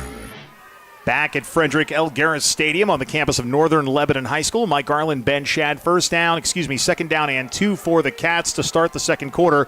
Noah Apple on the quarterback keeper. Another penalty as Apple is popped out of bounds by Aaron Villafane. So Apple gets hit hard, and the officials will say there's a hold against the Cats. Too many penalty yardage for Mechanicsburg today. And it's a lot of holds, so there's going to be a big discussion with that offensive line. whenever they get a chance to go back to the sideline about what are you guys doing? Why aren't you just blocking normally? Is it because you feel rushed? Is it because Noah's going out when he shouldn't be? There's a lot of question marks that come up when you get all these holding calls in a row, and all it's doing is hurting the Wildcats, despite the fact that they still are up 14-0.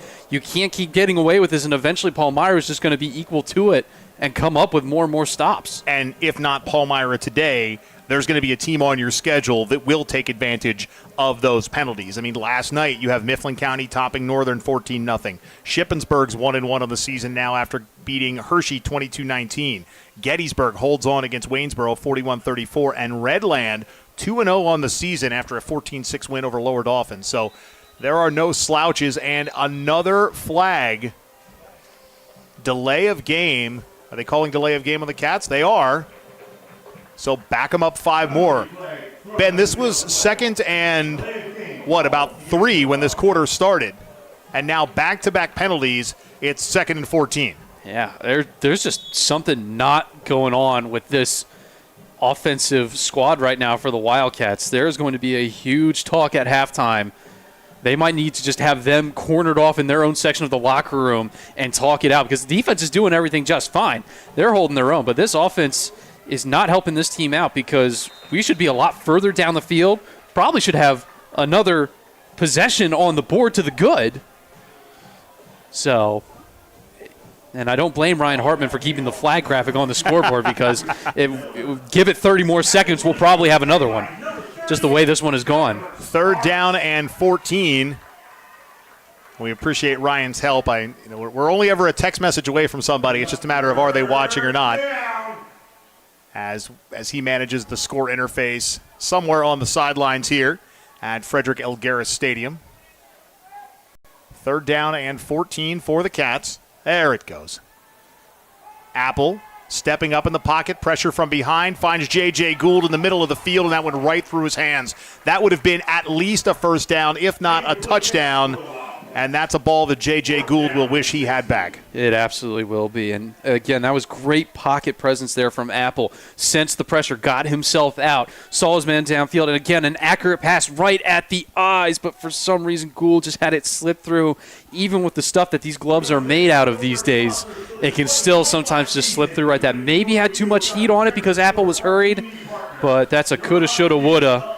And the Wildcats will have to punt it away. Talon Speck standing on his own 45-yard line. Noah Apple punts it away. Speck retreats to the 35 where he fields, makes a move, gets past Ryan Foose, and then he is going to be tripped up and stopped near the 45. By J.J. Gould. Good on him for making up at least for it on special teams, getting to his man, missed him at the waist, but managed to tie him up at the ankles. Just did the old trip him up and stopped what would have been probably a great return for Palmyra. Still midfield, but the way the Mechanicsburg defense has held strong today, even a place like this for the Cougars is going to be a difficult process for them. Russick in the gun. 2-step drop. Looks right. Pass is caught. Probably not the intended receiver was Nate Holt, but nevertheless he hauls it in. I think Braxton Risser was the intended target, and the audience began to react like, oh, incomplete. Oh, no, they caught it. Nate Holt was just in the right place, the right time. That's one of them video game deflections where that bullet pass takes a bounce, dribbles up, and then you just look, and all of a sudden you have the ball in your hands. So I think that deflection got him an extra 2 yards. Good awareness, great catch.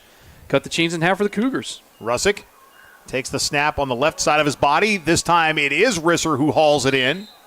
And he is going to be taken out of bounds in front of the Palmyra bench. Ryan Foose leading the way. It's 3rd down and 1. And I believe Palmyra is looking for their first down of the game. A nice Mechanicsburg crowd has made the trip here. You look across the stadium here and you can see those visiting bleachers. Maybe 75% full. And again, just a beautiful campus here at Northern Lebanon. Just about every sports team has their own athletic facility to work with. Inside handoff given to Travis McDaniel, and he will get into the second level, moving the chains. And for the first time today, Palmyra has a first down and 10 following a series of downs. Be interesting to see if they can get McDaniel working through this one. Last week, 20 rushes for 132 yards, had a touchdown to his name, averaging 6.6 a carry. I mean, that's a pretty good marker to have when you are cutting the chains in half just about every time you get the ball. Now that Russick has kind of settled in at the quarterback position, it'll be interesting to see if they balance out those runs and passes. Russick will keep, and Landon Yale combines on the tackle with Anthony Francis. And Francis was somebody for the Wildcats that got a little banged up during the scrimmage. I think that was Francis. No, it's still early in this game, Mike, but this really is a make-or-break drive for the Cougars. If you can come away with 7 points here, that sideline becomes energized in a way that we haven't seen this game, because right now it has just been so daunting. But with all these penalties that Mechanicsburg are committing, they have been given a red carpet path to the end zone to get right back in this game. McDaniel met at the line of scrimmage. Drew Freeland, Donnie Desponis, and also Jack DeLuca. So that play goes nowhere. And on the previous play, it was not Francis, but he's still a good kid. His parents are nice people. And he got his name said on a broad. I always loved when I played football and the PA announcer would give me credit for a tackle while I was standing on the sideline. You're like, yeah, I did some stuff. Of course, worse is when you get credited for a hold while you're standing on the sideline. That's not good.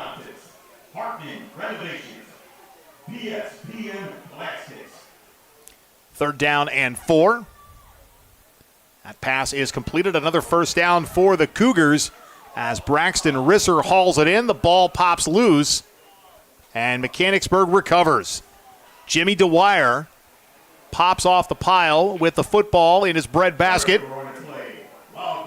So Risser had moved the chains but couldn't hold on to it, and it's a turnover for the Cougars. That is absolutely deflating for these Palmyra faithful, because that was the best drive they had seen, a mix of run and pass. Just it looked like it was all coming together, that touchdown was within reach to cut the lead in half, and then a fumble at the worst time bails the Wildcats out, and now an opportunity to, again, for yet another week in a row, get those first half points to the good and take control of this game early on. Apple to Gould, wide receiver screen, and Gould gains 9, if not 10, and a late flag comes in. And we'll see if it's something on the field of play or if the Wildcat bench was a little too close to the sideline and it becomes a sideline infraction. The pointing's going towards the Palmyra side, at least from the line judge. And we wait for the official call. Dead ball on sportsmanlike conduct against Palmyra is the call by Bob Ribick. And so you'll add 15 to the end of that run. Got a text message from Marble Street. Apparently it was Francis, so I was wrong about being wrong. In that case, does 2 wrongs make a right? I don't know. I didn't study philosophy in school, Mike. I didn't study much when I was in school. Still waiting for the chains. The offense at the line of scrimmage, but the chains are not. I imagine the play clock is still running, though, for the Cats. Maybe they'll give them a little bit of grace because they're not letting them start offensively. And now the whistle blows. 1st and 10 Cats in Palmyra territory at the 48-yard line. Reese Miller takes the handoff. And Miller surges forward, a gain of 3, maybe 4. 2nd down and 6. Palmyra players looking over at the bench, getting the defensive play call. Mason Kuiper, a freshman for the Cougars. Not too often you see freshmen playing at the varsity level to this extent.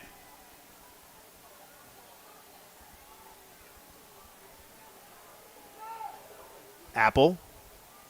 Handoff to Miller. Miller, following a block from Colin Stair, turns the corner, moves the chains. Another first down for the Cats. And a nice formed tackle by Peter DeGuardia, bringing down Reese Miller, but not before he picks up enough yards to move the chains. I think my favorite thing about watching Reese Miller play, at least through 1.5 weeks, it's a small sample size, is he's got great acceleration. It's not something we really talk about too much in these days with the running backs, because it's either top speed or just the ability to just run over people. But when he gets that ball and he gets that open space, he can just take off. And in a flash, he's already beyond the chains. Xavier Longenberger goes from the right side of the field to the left. Reese Miller takes that handoff again, turns the corner, cuts back inside, makes a couple of young men miss, and the chains are going to move again. A 12-yard run for Reese Miller. The Cats gobbling up yardage and clock time as Jake Shellhorn makes the tackle for the Cougars. Like right on cue, right there. As soon as Miller turned upfield, he just found that extra gear to go that much farther, get those extra yards, move the chains yet again, and that is such a crucial piece to have in your backfield when you have a running back that can just explode with pace at any given moment, choose his time to strike, and get you big yards every time he touches the ball. And how about this change of pace as Drake Dawson now the deep back for the Cats. Apple looking for Dawson coming out of the backfield. He is wide open if Apple can find him. Ooh. He does, but a nice break on the ball by the Palmyra defender. We'll take a look at it one more time. Dawson was very much wide open, but the DB broke right at the right time, and the Cats are lucky that this ball wasn't picked off. Oh, that's just a great over-the-shoulder swat. Managed to avoid getting hit with the pass interference call. That was a perfectly timed swat there by the Palmyra secondary. And Dawson, man, he was just begging to get that ball, but Apple had to wait till he got free to realize that he wasn't going to get hit from behind, that he wasn't going to throw it into traffic. But again, when you have a 14-0 lead late in the second quarter, you can take risks like that on first down. 2nd and 10. And here comes Drake Dawson with the carry. Dawson takes it into the end zone. 17 yards. Touchdown, Wildcats. Right here, just handoff right up the middle. Just try and stop him, and it's not easy. Gets past one. Gets past two. 3 more trying to close in, but just not fast enough. A great touchdown rush there from Dawson. Easy money for him. And the Wildcats, despite all the setbacks earlier in this quarter, are a kick away from making this a 3-possession ball game closing out into halftime. Tanner Minnick runs out with the kicking tee. Noah Apple ready to hold. The snap, the hold, the kick is up. It is through, but there's a whistle. Did the Cats get tagged for another delay of game penalty? The officials are going to come together and talk about it. Mechanicsburg is already backing up, so the flag was thrown near the line of scrimmage. They're going to call false start against the Cats, and just way too many penalties. We've talked about it a couple of times. Yes, the Cats are up 20-0, maybe 21, but the type of mistakes that we've seen through the first 1 plus nearly 2 quarters of action are not sustainable. Extra point kick one more time. Up and good. 5:41 remaining in the first half. It's Mechanicsburg 21, Palmyra nothing. Back after this, live on Go Mechanicsburg. The Turnbridge Group at RBC Wealth Management is a proud supporter of Mechanicsburg Wildcat Athletics. When faced with tough business and personal financial decisions, turn to the Turnbridge Group. With a focus on retirement planning and complex financial situations, the team helps you define and achieve your goals, all while building a strong and caring relationship with you and your family. Financial advisors Tim Engel, Jonathan Stow, and Nick Hansen are available for your call. The Turnbridge Group, part of the community and for the community. Visit them online at turnbridgegroup.com or call 717-724-4225 today. Getting you back to Mechanicsburg Wildcat Athletics, presented by 11 Oaks Farms in Newville. Live on Go Mechanicsburg. Well, welcome back to the campus of Northern Lebanon High School, Frederick Elgaris Stadium. Mike Garland, Ben Shad, thank you for tuning in and making us part of your Saturday. We can be the appetizer to your Penn State entree. That kickoff from Happy Valley coming up a little bit later on this afternoon. Short kickoff for the Cats, fielded on the near side by Talon Speck. And Speck met by a handful of Cats, including Dylan Taylor, also J.J. Gould, and Jackson Hinkle. So it's first down and 10 for the Cougars. And even though the Cats, Ben, are up 21-0, I'd say they have been their own worst enemy here in this first half. Yeah, coaches, despite the scoreline, are not going to be happy with the offense and also special teams because they've committed a couple of fouls as well in this one. So it's not going to be the happiest of halftime talks in that locker room. But the defense, they're still doing their jobs. They're still holding strong. Came up with that fumble just as Palmyra were driving. This game could have been very different if the Cougars held on to that ball. So be interesting to see how the Wildcats respond in the second half if we see maybe a focus on a cleaner game as opposed to just trying to oust the opponent on the scoreboard. Travis McDaniel had the carry on first down. Drake Dawson with the tackle. No gains, 2nd and 10. Russick, 3-step drop. That pass intended on the near side in front of the Palmyra bench for Talon Speck. And it is incomplete. 3rd down and 10. I want to take a moment here in the first half to thank our Go Mechanicsburg live stream crew. Ryan Hartman managing the score interface today. Austin Bitts on camera. Of course, Ben Shad, my tag team partner today. 5 minutes, 3 seconds remaining first half. Russick in the gun. 4-step drop, scrambles left, under some pressure, retreating back to his right. And he is going to be met. Fumble. Colin Stair knocked it loose, but it's recovered by the Cougars. And a nice job by offensive lineman Tyler Komaritsky for falling on that one, and a big loss on the play as well. There's an injured Wildcat on the near side of the field. I believe it's Aiden Reed. 76 for the Wildcats. That looks to be the number that I see as well. We'll take this opportunity to recognize our partners at Mechanicsburg Area Recreation Department for their continued support of our web streams. With the Recreation Department in Mechanicsburg, you can immerse yourself in a world of excitement and discovery, from creative crafts, dance, to fitness opportunities and family fun. They offer a little something for everyone. Don't miss out on fantastic experiences that inspire, enrich, and bring the community together. Visit mbgsd.org, click on the Recreation tab, or drop by their office at the Trails and Trees Environmental Center. Mechanicsburg Area Recreation, where every moment is a new adventure. And you know, if you stop by the office at the Trails and Trees Environmental Center, you know who you can see if you go in there? Ryan Hartman. Say hi to him. 50-50 chance he says hi back, but he'll be there.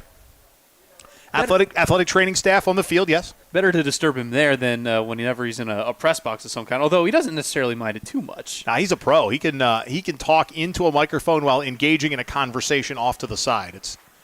It's amazing, the talent of that man.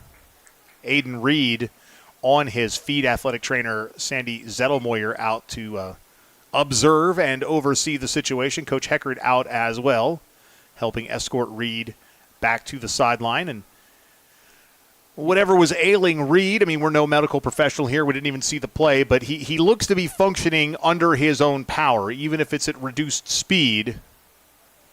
He is walking off as if he'll be okay eventually. Yeah, I mean, that's always a positive sign to see, is that he doesn't need to be helped off. Doesn't look like he's got a limp in his step or nothing, just maybe got a little twisted up. That was a weird play that was developing for Palmyra. It was going one way, then it was going another. There was a lot of chaos going on, and anytime you're trying to get, in Reed's case, 5'11", 265 pounds to stop on a dime and go the other way, it's not easy, especially when you got a guy who's hounding you the entire time, as we have more laundry on the field. But I think this is going against Palmyra. It's going to be a motion penalty against the Cougars, so 4th and 21 becomes 4th and 26. And Nate Holt will now punt from his goal line, and in the shadows of his goalpost here, the yellow and blue adorned goalpost padding for the Northern Lebanon Vikings. So the Palmyra offense backs up. Somewhere someone is keeping stats about total penalty yards in this game, and I'm not sure that's a number I want to see. It's got to be near triple digits combined. Holt nearly has the punt blocked. There's contact, but no flag. And 2 Wildcat returners converge as well. And so it might have been Ryan Foose that ultimately gobbled it. And for the Wildcats, might be Christian Bruno, could be Vince Woolery. Someone has been coming off that side all game, and that was the closest the Wildcats have come to blocking a punt all day. Yeah, and there was some trouble on the snap, too, that kind of gave some fits to Nate Holt. He had to move off to his side, so then he had to get set. It's a very specific part of the game, but it's all the more crucial when it comes to special teams that snap is as on target as you can make it, because even a little error like that, moving to the right to catch it in your pocket, can mean disaster. Noah Apple, quarterback keeper. Noah Apple tries to split 2 defenders. He's on his feet into the red zone. First down and 10 for the Wildcats. Noah Apple doing damage with his feet as well as his arm today. When you can have 3 players that can effectively run the ball at any given time, find the gaps, just have that downfield vision, it's going to cause chaos for any defense out there. And Apple, he's been smart with his runs. He hasn't decided to run and get smacked by a defensive lineman. He has found his way through all the gaps. Guess what? Another flag. Almost as often as we've been drinking water, we've been getting flags on this field. Reese Miller with the carry, Kyler Sparks with the tackle, and this flag will go against the Wildcats. So back them up at least 5, maybe 10.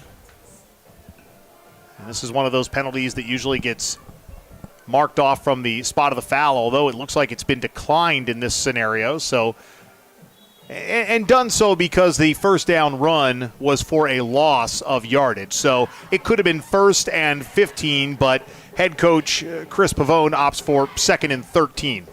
Sort of kind of the same, but better. The consensus of the press box is that that's the 9th penalty against the Wildcats in this one. Seems like a lot. Apple takes the low shotgun snap, gives to Reese Miller. He stumbles through the line of scrimmage, tripped up with initial contact coming by way of Brendan Bayshore, 6', 200-pound junior. We mentioned that we are playing here today because Palmyra is having work done on their facility. They are playing 2 games here at Northern Lebanon High School. Their next will be in October against Gettysburg, but the other 3, quote, home games, unquote, will be at Lebanon Valley College. 3rd and 12. Apple, pass complete.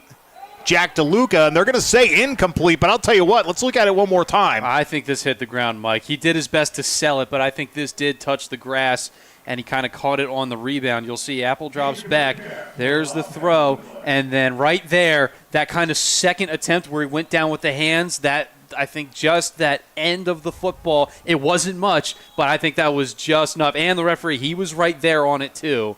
And a timeout here by Palmyra. Interestingly enough, I don't think they were expecting the Wildcat offense to stay out there, but Coach Heckard, he's been aggressive in these situations, even with 4th and long yardage. He wants those 6 points. He's not settling for kicks, at least early on in this season. We have not seen him settle for that field goal. Well, and we don't know what Tanner Minnick's range looks like, but this would be a field goal of some distance at the high school level.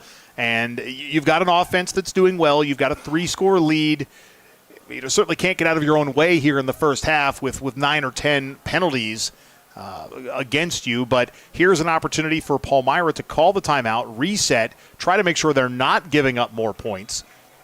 Now the Cougars will have the ball to start the second half, so maybe the thought process, you make a stop, you try to get downfield and make something happen, and then you have the dual possession. You get the ball back to start the second half, and all of a sudden 21-0 could be 21-14 if you play your cards right. Regardless, the Wildcat offense will stay on the field after that first timeout from Palmyra. The Cats can get a first down without scoring a touchdown. They would need to get to about the 3-yard line in order to do so. Reese Miller open coming out of the backfield. Apple pulls it down, pressure from behind, lobs it. J.J. Gould at the 5. Does he get the first down? It looks like Gould's going to get that first down. Didn't make the end zone, but will move the chains. 1st and goal for the Cats. Wow, what a play there. And again, Apple just extending the play for as long as he can as the officials call a timeout. So they might bring the chains out and measure this, Mike. But nevertheless, that was a great play by Apple. Great job finding his receiver. Again, another dart pass. I think we might see the chains come out here. Well, and the thing is, the chain dudes had already put the sticks down because the initial call was 1st and goal. So now they have to revisit what that looks like, bring the chains across the field and measure, Now, the NFL, and we'll see it coming up this week, has gone to a digital down and distance. I imagine the analog version will stay somewhere nearby in case of a technology failure, but we finally made it to digital down and distance or virtual down and distance at the NFL level. Well, it's just, sports fans have a right when, tennis, when that ball's traveling at 130 miles per hour. They're going to say Palmyra held by the nose of a football. Wow. Just that close. So Palmyra will take over, first down and 10 from their own 2-yard line. But back to my point about, you can have a tennis ball traveling at 130 miles per hour and you can see the bristles of it if it did or didn't catch the line. So a ball that's not moving nearly as fast, and in soccer too, when we can tell when the ball crossed the line and whatnot, but... And I don't know if most fans know, there is technology inside those footballs. That's why if one goes in the stands, they work hard to get it back. A kicking ball doesn't have the same technology as a regular play ball does.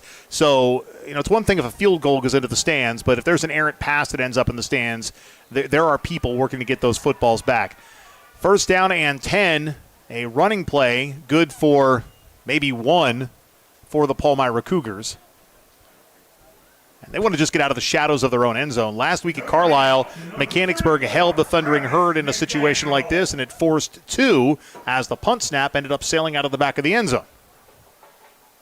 And again, this defensive line, they've been answering the call all day. They have been on top of it.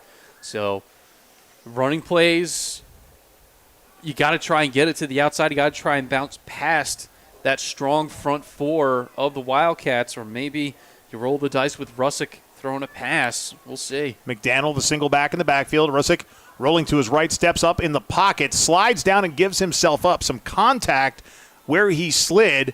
Memphis Hargraves. And Russick jogging to the sideline with a little bit of hitch in his giddy-up. But I think he's going to take this opportunity to catch his breath as well, as there's a stoppage on the field, and we will keep it right here. Coming up at halftime, we'll check in with our friends at Operation Wildcat. Upcoming Wildcat schedule. Next week, home opener against Mifflin County. Then back on the road at Hershey Park Stadium against the Lower Dauphin Falcons. I am looking forward to broadcasting that game at Hershey Park Stadium, a historic venue. There used to be dirt track racing there. They've played hockey at that stadium. The Philadelphia Eagles used to have training camp there. Countless concerts, Big 33 game with legendary performers and players over the years, and then us. And then us. And the last time I was at Hershey Park Stadium, it was for a Post Malone Jelly Roll concert. So the vocabulary of the performers, I think, is going to be vastly different than some of the words we'll use during the broadcast. Well, last time I was there, I saw Avril Lavigne. Huh. I don't think I can name one song by Avril Lavigne. Does she have that happy ending song? All this time I you think were so. Pretending. Okay. She's Skater Boy? Yeah. Okay, same girl. See, you know I your too, Avril apparently. Lavigne. The pass, complete far side of the field. Braxton Risser. Woo! Risser just short of the line to gain. It's going to bring up a 4th down and about 2.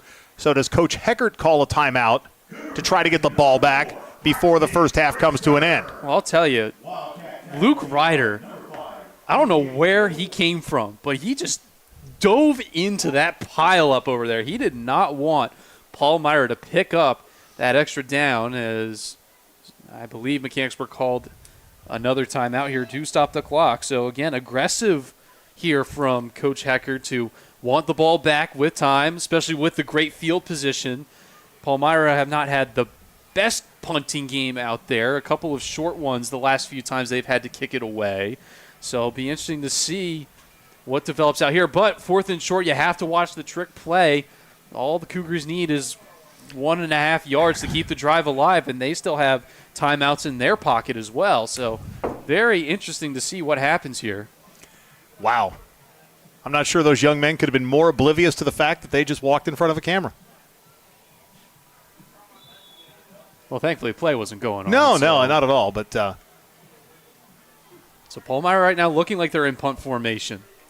And this is one that you've got to have a crisp exchange because you can't afford to give the ball up right here. Holt gets it away. And it's fumbled by the Cats. And the Cougars will recover.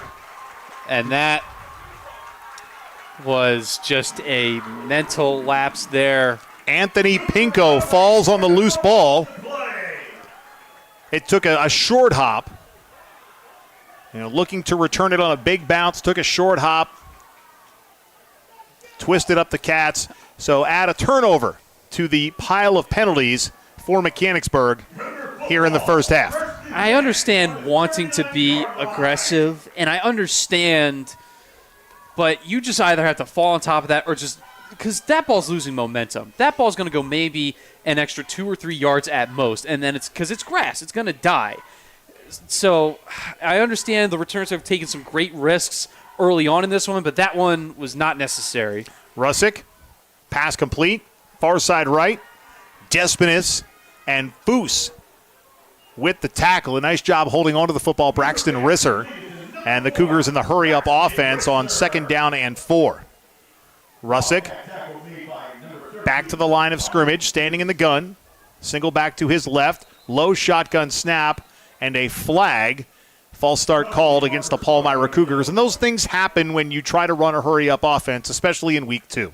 Yeah, you could tell that when Russick got that ball, he was already back before it was in his hands. That's typically a telltale sign that there was some kind of hitch in the communication. Because Palmyra, they need points. A touchdown here would be huge. You mentioned it, Mike. They receive second half. They deferred when they won the toss. So it would be huge if you could come away with points here, double it up with points on your opening drive. Russick on the quarterback keeper. It's going to be tackled by Landon Yale. And Palmyra calls a timeout. With that timeout, we'll step out real quick. Back after this, live on Go Mechanicsburg. At Bobby Ray Hall, it's about doing the right thing, starting with our vision that clients deserve great service at a fair price. We understand this can only happen with great team members. Doing what's right includes supporting local charities, youth sports, and first responders. It extends to the environment and why we reclaim rainwater for car washes and recycle used oil. We want to thank our loyal clients for recognizing us by voting Bobby Ray Hall simply the best of Harrisburg for 21 years in a row. Experience the Bobby Ray Hall difference and find out more at BobbyRayHall.com. Getting you back to Mechanicsburg Wildcat Athletics, presented by 11 Oaks Farms in Newville. Live on Go Mechanicsburg. And welcome back to Frederick L. Garris Stadium on the campus of Northern Lebanon High School. Mike Garland, Ben Shad, thank you for tuning in, whoever you are and wherever you are. And in case you were wondering, in case you actually have gone all in on us, it is 0-0 Ohio State and Texas with 10:54 remaining in quarter number 2. How do you feel about that? Yeah. Okay, me too. After that, with the college football playoff, whoever loses the game is still going to make the playoff. Like, not as special.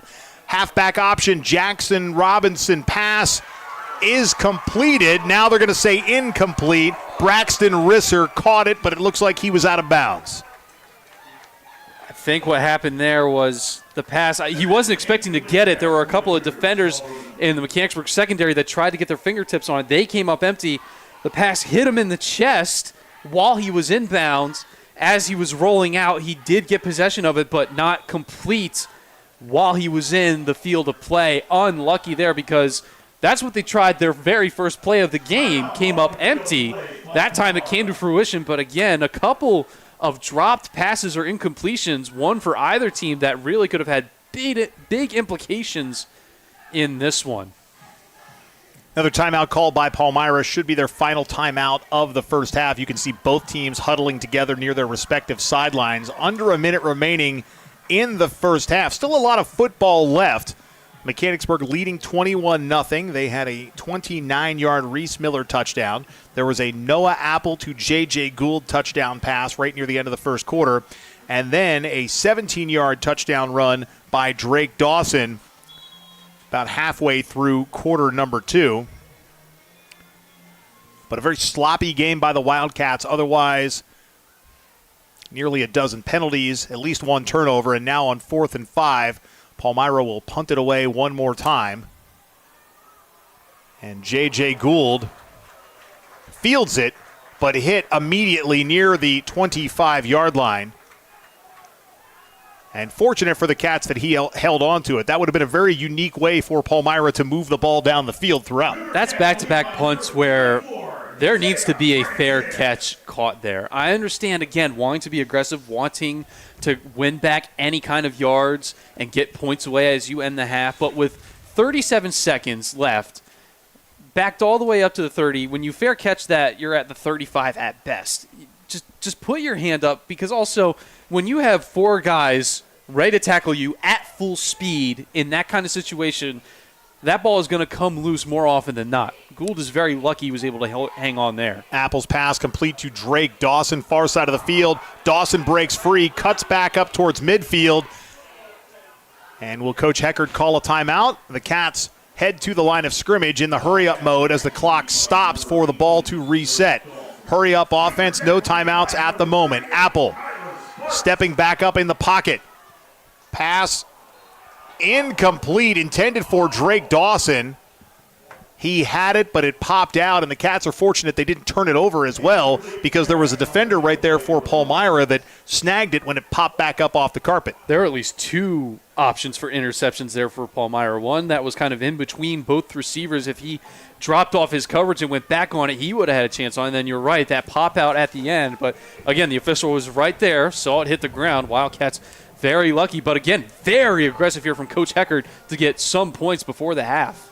Second down and 10, the ball on the Mechanicsburg 50-yard line. Apple scans the field, goes in the middle through the hands of Jack DeLuca.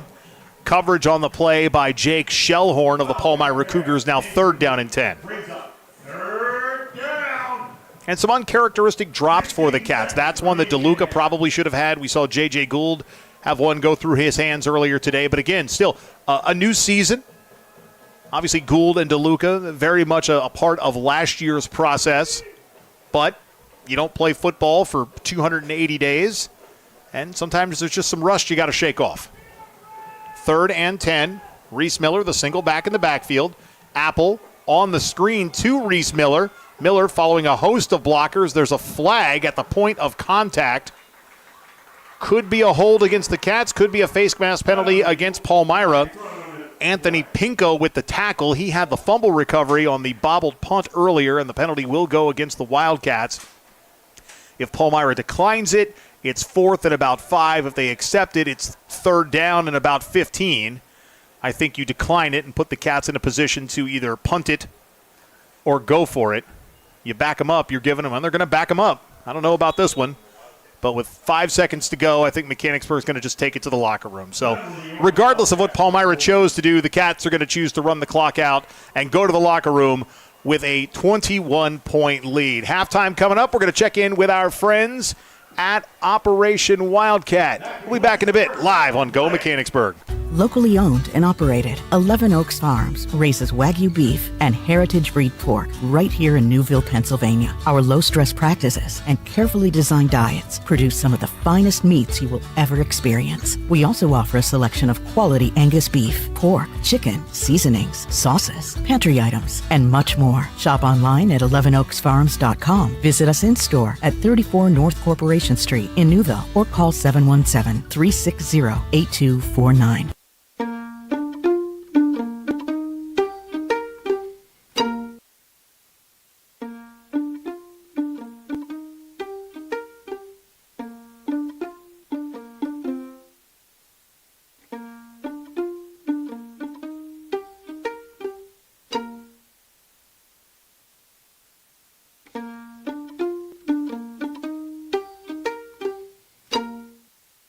Does your property need a little TLC?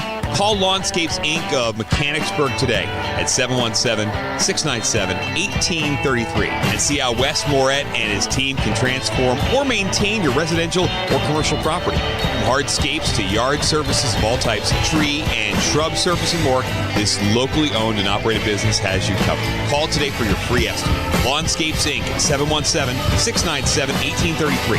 That's 717-697-1833. OSS Health is physician-owned and operated. We're able to help patients in a way that others cannot. We're not looking at a number. Everyone's looking out for the best thing for the patient.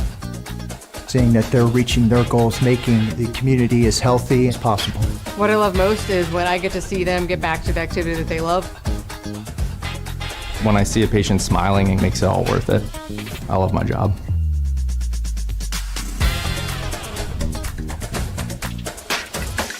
Operation Wildcat is a nonprofit organization whose mission is to pool the resources in our community to help our school district students, families, and staff members in need. We'll take your new or gently used back-to-school items, bikes, books, clothing, dresses and suits, furniture, Halloween costumes, gifts for the holiday, Christmas tree decorations, pennies, socks, underwear, Thanksgiving food, toothbrushes and toothpaste, and yard sale items. Learn more at OperationWildcat.org and go Wildcats.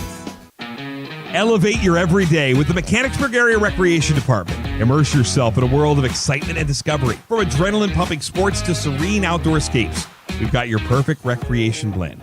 Join us for fitness, family fun, and fantastic experiences. Unleash your inner adventurer. It's time for a thrilling escape. Visit mbgsd.org and click on the Recreation tab. Or drop by our office at the Trails and Trees Environmental Center, Mechanicsburg Area Recreation, where every moment is a new adventure. At Bobby Ray Hall, it's about doing the right thing, starting with our vision that clients deserve great service at a fair price. We understand this can only happen with great team members. Doing what's right includes supporting local charities, youth sports, and first responders. It extends to the environment and why we reclaim rainwater for car washes and recycle used oil. We want to thank our loyal clients for recognizing us by voting Bobby Ray Hall simply the best of Harrisburg for 21 years in a row. Experience the Bobby Ray Hall difference and find out more at BobbyRayHall.com.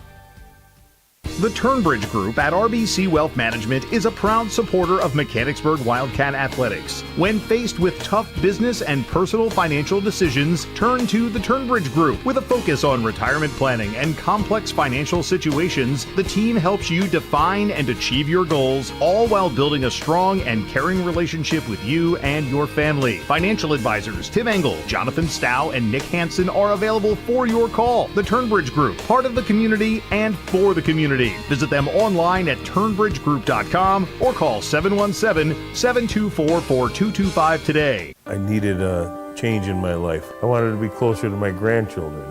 I was not hearing what the kids were saying. I fly hot air balloons and I couldn't hear leaks. It was time to take care of my hearing. As soon as I met Mary Ann at Renewed Hearing Solutions, she made me feel so comfortable. My life has improved so much since I got hearing aids. It was the best thing I've ever done.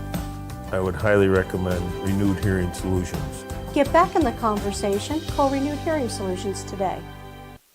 Getting you back to Mechanicsburg Wildcat Athletics, presented by 11 Oaks Farms in Newville. Live on Go Mechanicsburg. Halftime continues live on Go Mechanicsburg. We'll get you back to the Members First Federal Credit Union broadcast booth in just a moment. Today's game presented by our friends at 11 Oaks Farms in Newville. But our weekly halftime segment always supported by our friends at Operation Wildcat. Last week we spoke with Leslie Collins about Project Back to School. And even though the kids are back to school, they're still navigating their way around the hallways of the district. And with homecoming on the horizon, we want to check in with Project Glam this time around. And today's very special guest is Taylor Eisenberger. Taylor's here to talk with us about Project Glam. Taylor, how are you today? I'm great. How are you doing? I'm doing good, thank you. So we learned a little bit about Project Back to School last week and all that Operation Wildcat can do for the community. But we know that homecoming is going to be here before we know it, even prom later on during the academic year. How can Project Glam help a student or family in need? What is Project Glam?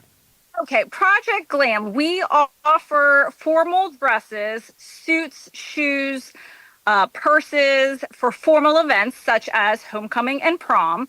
It's for guys and gals, and this is open to everybody in the district. How can someone reach out or pick up a dress, shoes, pants, jacket? Like, if I'm in need, who do I contact? Well, we have an email. So there are three of us that are chairs of Project Glam, myself, Susan, and Amy. And we have an email, which is probably the best way to contact us, is projectglamow@gmail.com. Or you can just stop in at one of our open houses that is coming up, too. Yeah, and you do have a couple of open house dates coming up. In fact, I got an email from Leslie recently. You have that open house. You already had one already, so you've got two more on the books, September 14th and September 21st, 1 to 3, and again, open to all district students. What can someone see when they come to the open house? What's in the gallery? So we have it at the Mechanicsburg Middle School in the lobby. As soon as you walk through the front doors, we have it nicely organized for the ladies, we have it organized by size. Long dresses for prom, short dresses for homecoming. So these upcoming open houses will be the short dresses. And then we have a whole table full of ties and racks for suits, whether you need a jacket or pants. We have both of those, and then a nice selection of shoes and handbags as well. When people come to these open houses, when they engage with Project Glam, this isn't just about a family or a student that might be in need. This is just common sense. Hey, there's a great deal and good quality product here. You should look here first, right? That should be the mindset people look at for Project Glam. Absolutely. There is no limitation. If you are in this district, in Mechanicsburg School District, you are welcome to come in. We do ask you to have one dress per, person at a time. But it is not financially bound or anything like that. We welcome everybody during the open house. No appointment or anything like that. Just stop in from 1 to 3 p.m. And again, those open house dates coming up September 14th and September 21st, 1 to 3 p.m. at the middle school. And by the way, if someone is looking to donate, especially an item of clothing, the middle school is the place to do it. You can drop it off in the lobby during middle school hours. And that's just kind of clothing in general. If they've got something a little more fancy that, let's say I've got a closet of extra ties or I have some dress shoes that I don't want to wear anymore, how do I donate Project Glam items? We have had people drop off dresses in the lobby as well. Or if you contact us by email, one of us will be happy to arrange a pickup or meet you somewhere to pick up the items for you. And that email address again was projectglamow@gmail.com, correct? That is correct, yes. So what makes Project Glam so exciting for you? You get help from Susan and Amy, but what is special about Project Glam that attracted you to it? Well, I run a small business here in Mechanicsburg, so this was a natural step for me, a way to give back some time, and I have donated dresses to the organization as well. It's a great time to show these girls and guys, these beautiful selection of items that were donated, and you can save some money, get a gently worn, or some of them are even new with tags. Honestly, you can get a great outfit for no charge. I mean, why not check it out?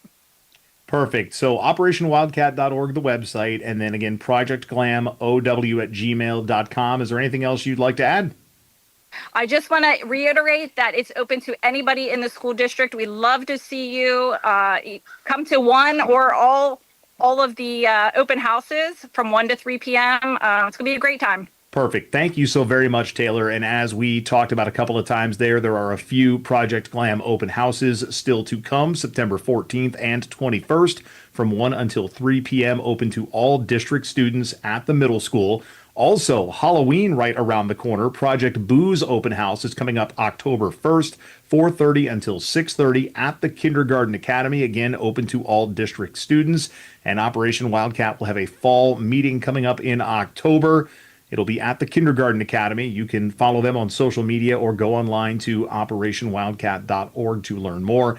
And finally, if you're looking to donate, the warehouse is a great place to do it. Saturdays and Sundays between 1 and 3 p.m. The warehouse located at 507 North York Street in Mechanicsburg. And remember to only drop off items at the warehouse during operating hours. And much like Taylor and I discussed, if you're looking to donate clothing items, that happens at the middle school during business hours. So ultimately, operationwildcat.org, the website to check out. We're going to take a break, get you back to the press box at Northern Lebanon High School in just a few moments. Mechanicsburg and Palmyra live on Go Mechanicsburg. We are dedicated to serving our members, associates, and communities because they give us purpose. We know we are stronger when we come together as one. We believe financial literacy is a key tool for personal well-being, economic stability, and a more secure financial future for everyone. And we are committed to providing all with access to financial wellness resources. We strive to deliver unparalleled experiences for our members through every moment and milestone. We are built by will, forged by people, and powered by a proud member experience. Are you on the hunt for a new home? Maybe you're a growing family looking to expand your living situation, or you find your current space too large and you're simply looking to downsize. Whatever your needs, contact Charity Kastner, Realtor with RSR Realtors today. Charity knows the local real estate market and she will find the right home for you. Charity Kastner isn't just a Mechanicsburg-based realtor, she's a Mechanicsburg mom. And after all, mother knows best. Just ask her kids. Make the move today by calling Charity Kastner at 717-557-9312 or rsrrealtors.com to find your first or next home sweet home.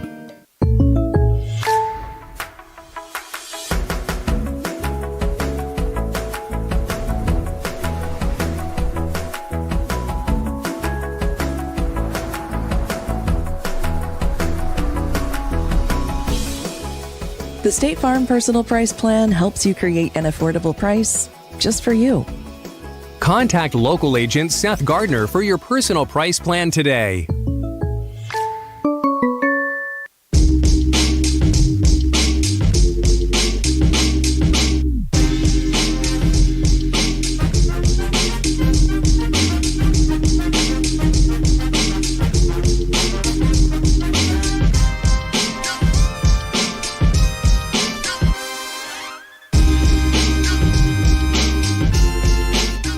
Snappers Bar and Grill at 120 East Allen Street in Mechanicsburg is proud to support Wildcat Athletics. Snappers is open Monday through Saturday from 11 a.m. until 9 p.m. and offers outstanding service and exceptional food and drink options, all at a fair price. Stop in for fresh seafood, delicious hand-cut steaks, and homemade pasta dishes. Snappers also offers a variety of sandwiches, fresh, crisp salads, and awesome appetizers. Dine in, carry out, or have your next big gathering catered. Snappers Bar and Grill, call 717-697-9475 to learn more. With True Green, we got a great price on a golf course quality lawn. Which attracted golfers. Morning.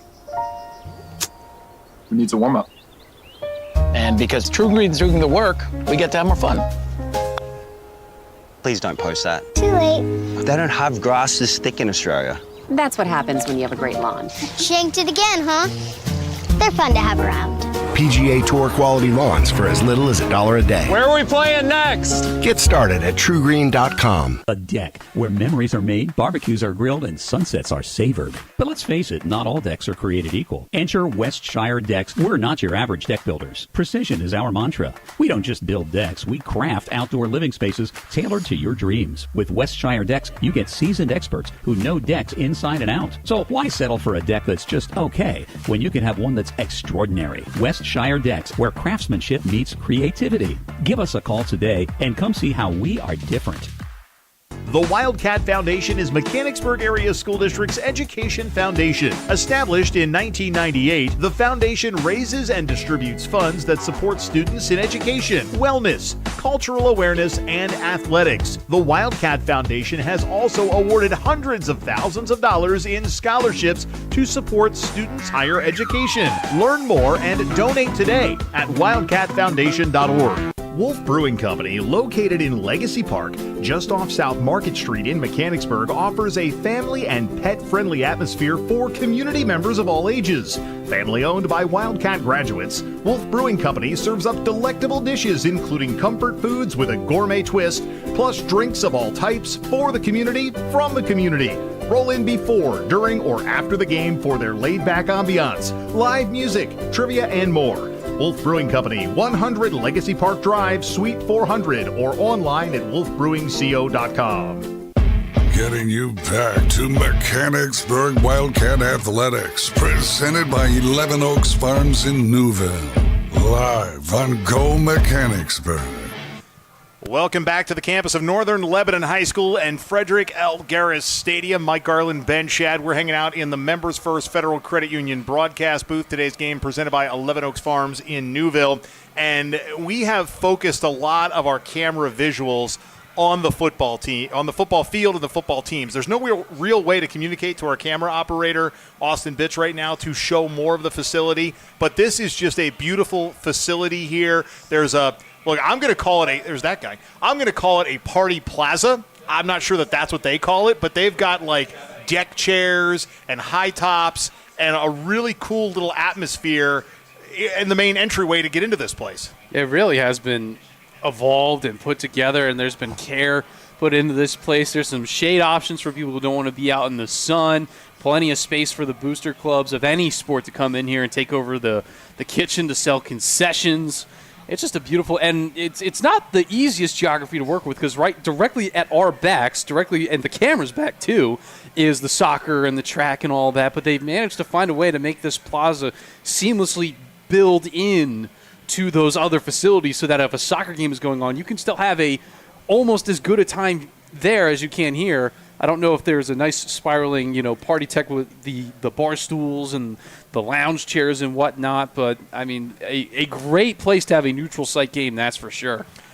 And we talk neutral site. It almost literally is about 45 minutes from Mechanicsburg here, and the Palmyra folks said it's about 30 minutes from their campus to here, so it doesn't get much more neutral than that. The folks here at Northern Lebanon have been gracious hosts, not only to Palmyra for the 2 games that they will play here, but to us as well, working with our athletic department staff to make sure that we got in and got situated. I mean, we got here, and I thought, okay, we'll be in the bleachers. They're like, no, you're in the press box. And then we started kind of setting up, like, no, you're over there. I'm like, wow, the meat of the press box. Like, this is awesome.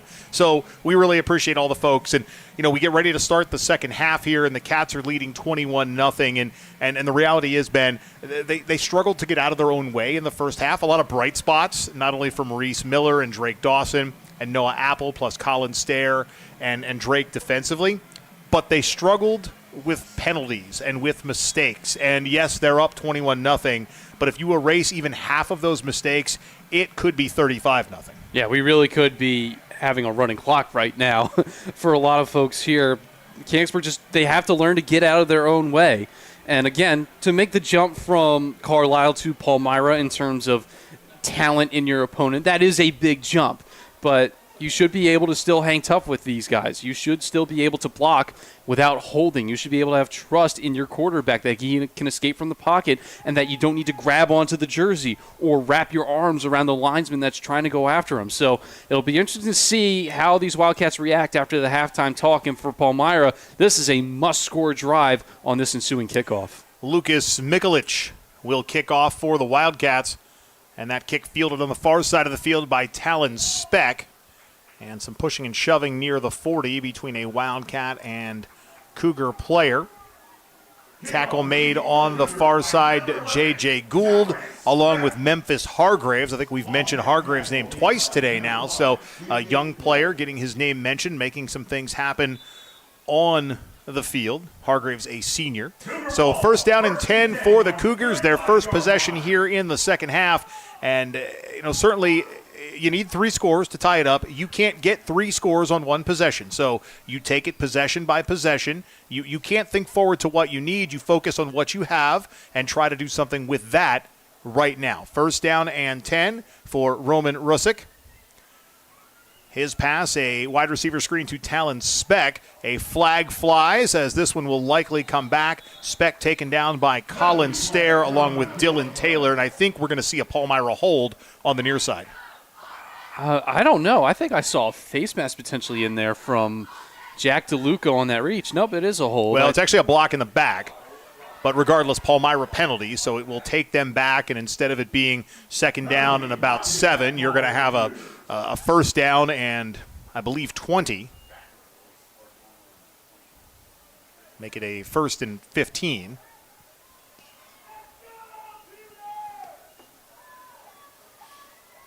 So another chance on first down for the Palmyra Cougars. Roman Rusick catches the back coming out of the backfield, Aaron Villafane. And Villafane gets the penalty yardage back +1, so second down and 9 for the Palmyra Cougars. Jimmy Dwyer heads to the sideline for the Cats. He's another one of those Division I recruits for the Cats. He is headed to Sacred Heart University. I believe they're in the Northeast Conference of the former 1AA or Football Championship subdivision. This conference reshuffling at every level has impacted the lower levels as well.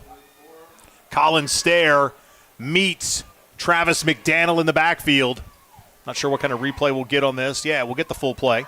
And you can see Stair blows it up. It's just all these – look at that. 3 Wildcats right from the jump got past those linemen and were ready to go. If Palmyra's going to get this running game going, it has to either take a step or they need to go outside because those instant handoffs right up the middle, there has just been nothing there. Again, this front four for the Wildcats – it's not going to be easy to get past them. And Palmyra, every time they've tried to run right up the gut, it has just been empty. McDaniel, single back in the backfield. Russick takes the shotgun snap. Pass a little bit wide on the near sideline. It was intended for Talon Speck, 6', 165 senior. And fourth down, the punting unit will come onto the field one more time for head coach Chris Pavone and the Palmyra Cougars. It's going to send J.J. Gould back, and punting away for Palmyra, Nate Holt. Yeah, you saw some frustration there from Roman Russick as he was getting off the field. Not sure if it was because it was himself not being able to get the pass away or maybe the play call, but that was going to be such a crucial drive for Palmyra. Ends up empty, and Mechanicsburg with a huge opportunity to really take a stranglehold of this game off the line. Drive kick. Holt, a low liner. Ryan Foose fields it on the bounce, and Foose is taken out of bounds at his own 46-yard line. First down and 10 for the Cats. And we'll see if Coach Heckert doesn't try to go big on the first play from scrimmage here in the third quarter. Be interesting to see what the Wildcats' approach will be here, whether it's you kind of work the clock and just come away with some points at the end of your drive, knowing that you have a 3-possession lead. Interesting there that, again, I harped on those last couple kicks for Mechanicsburg to end the half that the receivers should have taken the fair catch that time off the bounce. Handoff for the Cats. Reese Miller. Miller turning the corner. And from what I've seen through a game and a half, as Miller picks up the first down and a tackle by Aaron Villafane, Miller has good open field speed, but not breakaway speed. Again, I kind of harped on in that first half about how he's got that acceleration. He's not going to run away from the defenders, but that's okay because he makes up for it when he makes that decision when he gets the ball. When he's in the backfield, he finds his seam and he just shoots right through it. So he's not going to outrun the defenders in that second half of that, but he can absolutely dart from the line of scrimmage to at least a 5-yard gain in a blink of an eye. Landon Yale, Drake Dawson split to the right side for the catch. Reese Miller one more time, and Miller picks up 7, maybe 8 yards, and Aaron Villafane with the tackle. Second down and short for the Cats. Like right there. He saw his gap open up, and he just shot right through it. And instead of getting wrapped up because he was running early, because he has that patience, he gets out there, cuts the chains in half. It's why last week he had nearly 9 yards per carry, 8.23 officially by our count, and what was a fantastic game for him. Reese Miller, he is going to be fun to watch this season, Wildcat fans. I love my running backs more than anybody on the field, and I am having a blast watching him today. Noah Apple under center, I formation.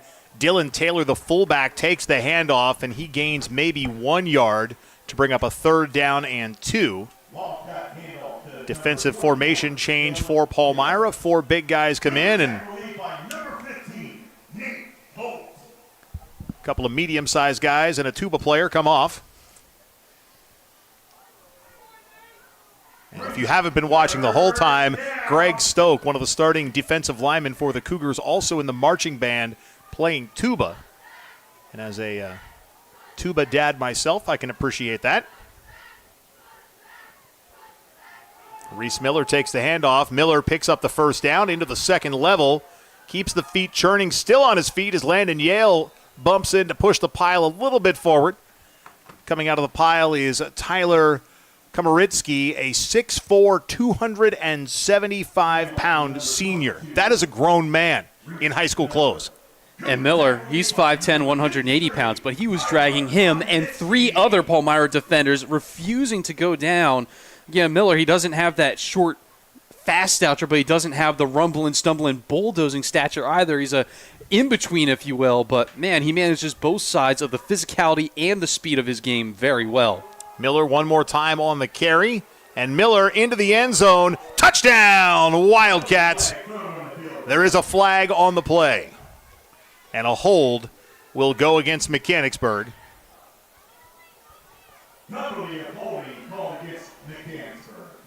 Another penalty. Well, I think for your next coach's corner, Mike, we might see a lot of guys just running laps behind you and coach if this is how this game is going to continue, because granted, that is the first penalty against Mechanicsburg of this drive, if I do believe. But still, it's adding to the total, and you cannot continue the season like this. So hopefully when we're back here on Friday at home, we're not seeing as much laundry aired out at Memorial Park. First and goal from the 18. Noah Apple, quarterback keeper. Noah Apple into the second level and down inside the 5-yard line, a gain of about 10. Second and goal from the 5. And we've seen the speed of Apple now over the last week plus. First of all, last week against Carlisle, and now through the first half of play. Again, he's not one that's going to have a ton of breakaway speed, but he's got that open field speed and can create some separation to gain the yards you need. And he's got that smart awareness, too. He doesn't just run for the sake of it. He knows when his channels open up, and that's where he finds the gaps to run through. A lot of times quarterbacks, when they run, they just kind of panic, and coaches panic, too. He doesn't panic when he's out there running around on the field. Reese Miller dragging Nate Holt, and Reese Miller gets to the 2-yard line. It's the second time in as many offensive possessions that Mechanicsburg's been near the 2, or the second time in 3 possessions. If you remember, towards the end of the first half, they got down that close. J.J. Gould thought he might have moved the chains, but after a measurement, it became Palmyra football. So another opportunity for the Cats to punch it in from short distance. Third and goal from the 2 with 6:45 remaining, third quarter. And again, Mechanicsburg probably 4-down territory if the aggression from the first half carries over into the second here. So if you don't get it this time, have to imagine they'll line up, re-rack, and do it all over again. Reese Miller into the end zone, 2 yards out, touchdown, Wildcats. We'll look at it one more time. Following the lead block from Dylan Taylor. Just that second effort at the end there is what really got him in. He saw that opening, managed to leap over the tacklers, just had the right amount of momentum to get him up and over. Mechanicsburg now really in the driver's seat of this game. Tanner Minnick to attempt the extra point. He missed one earlier. High snap. It's a bobble. The ball's loose. Minnick picks it up, fumbles it again, and it's going to be recovered by the Palmyra Cougars. So, in a situation like that, you yell fire and things happen, and sometimes it's good, most of the time it's not, and that was one of those most of the time situations. But the Cats still with a comfortable lead, 27-0, 6:23 remaining in the third quarter. We're going to take a break. Be right back after this live on Go Mechanicsburg. OSS Health is physician-owned and operated. We're able to help patients in a way that others cannot. We're not looking at a number. Everyone's looking out for the best thing for the patient. Seeing that they're reaching their goals, making the community as healthy as possible. What I love most is when I get to see them get back to the activity that they love. When I see a patient smiling, it makes it all worth it. I love my job.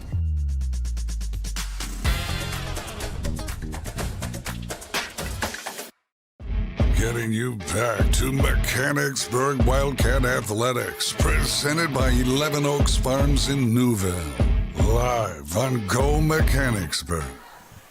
Following the Reese Miller touchdown run, the Cats are up 27-0, and the subsequent kickoff from the foot of Mikulich is returned just past the 40-yard line.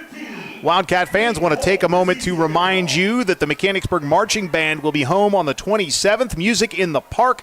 It's a competition and showcase featuring 2 collegiate-level marching bands along with 6 high school bands, including our own Maroon Machine. It's the only home competition of the year. Gates open at 5 o'clock. The competition starts at 6.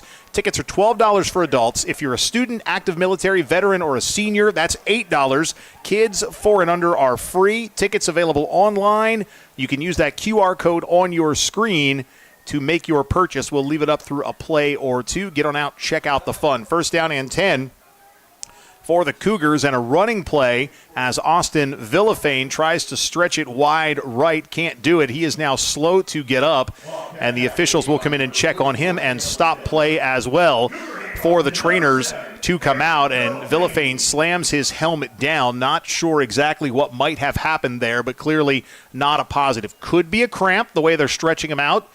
I've been known to cramp up here in my advanced years, and that's kind of what it looks like. You need to stretch out and make the muscles do the right things instead of the wrong things. He's young and athletic. He's way better off than I am.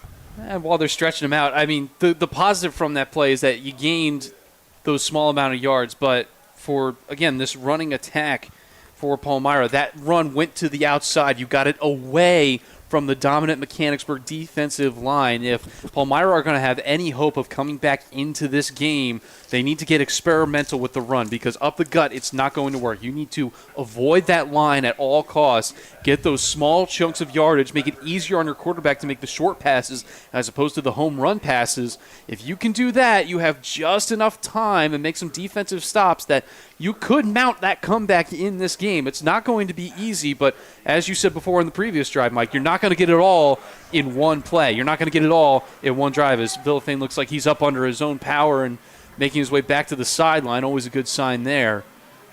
But for Palmyra, again, if you're going to do it by the run, you got to avoid the line at any cost. Villafane to the sideline. He'll hydrate. Going to get seen by the trainer here another time or two. It's 2nd down and 7. And Russick's pass is completed on the near side. Talon Speck. And Johnny on the spot. Xavier Longenberger wraps him up nicely, puts him in a little basket. Little Longenberger basket there. Nice and easy pass. Just little pop it out there, get that 5 yards. Now a 3rd and short and very manageable situation. It's plays like these that are going to get the Cougars back into this game. So we'll see if they can if they keep doing this, if you can just keep being fast on offense, don't give Mechanicsburg defense time to think or time to catch you, you can be in good spots. Russick, inside handoff to Travis McDaniel. He picks up the 1st down. Tackled at about the 42-yard line. Coming out of the pile for the Mechanicsburg Wildcats is Grady Weaver. 1st down and 10, Palmyra. When we began this game twice, because the first time no one heard us, I talked about Mechanicsburg scoring copious amounts of points in the first quarter, and we saw it one more time today, Ben. So what was coming into this year 252-49 in quarter one, dating back to the beginning of the 2023 season, has now been extended out to 266 in the first quarter over the last 2+ seasons. And that's a testament to good coaching coming into a ball game. And those penalties weren't really rearing their ugly heads until after that 14-point lead was obtained.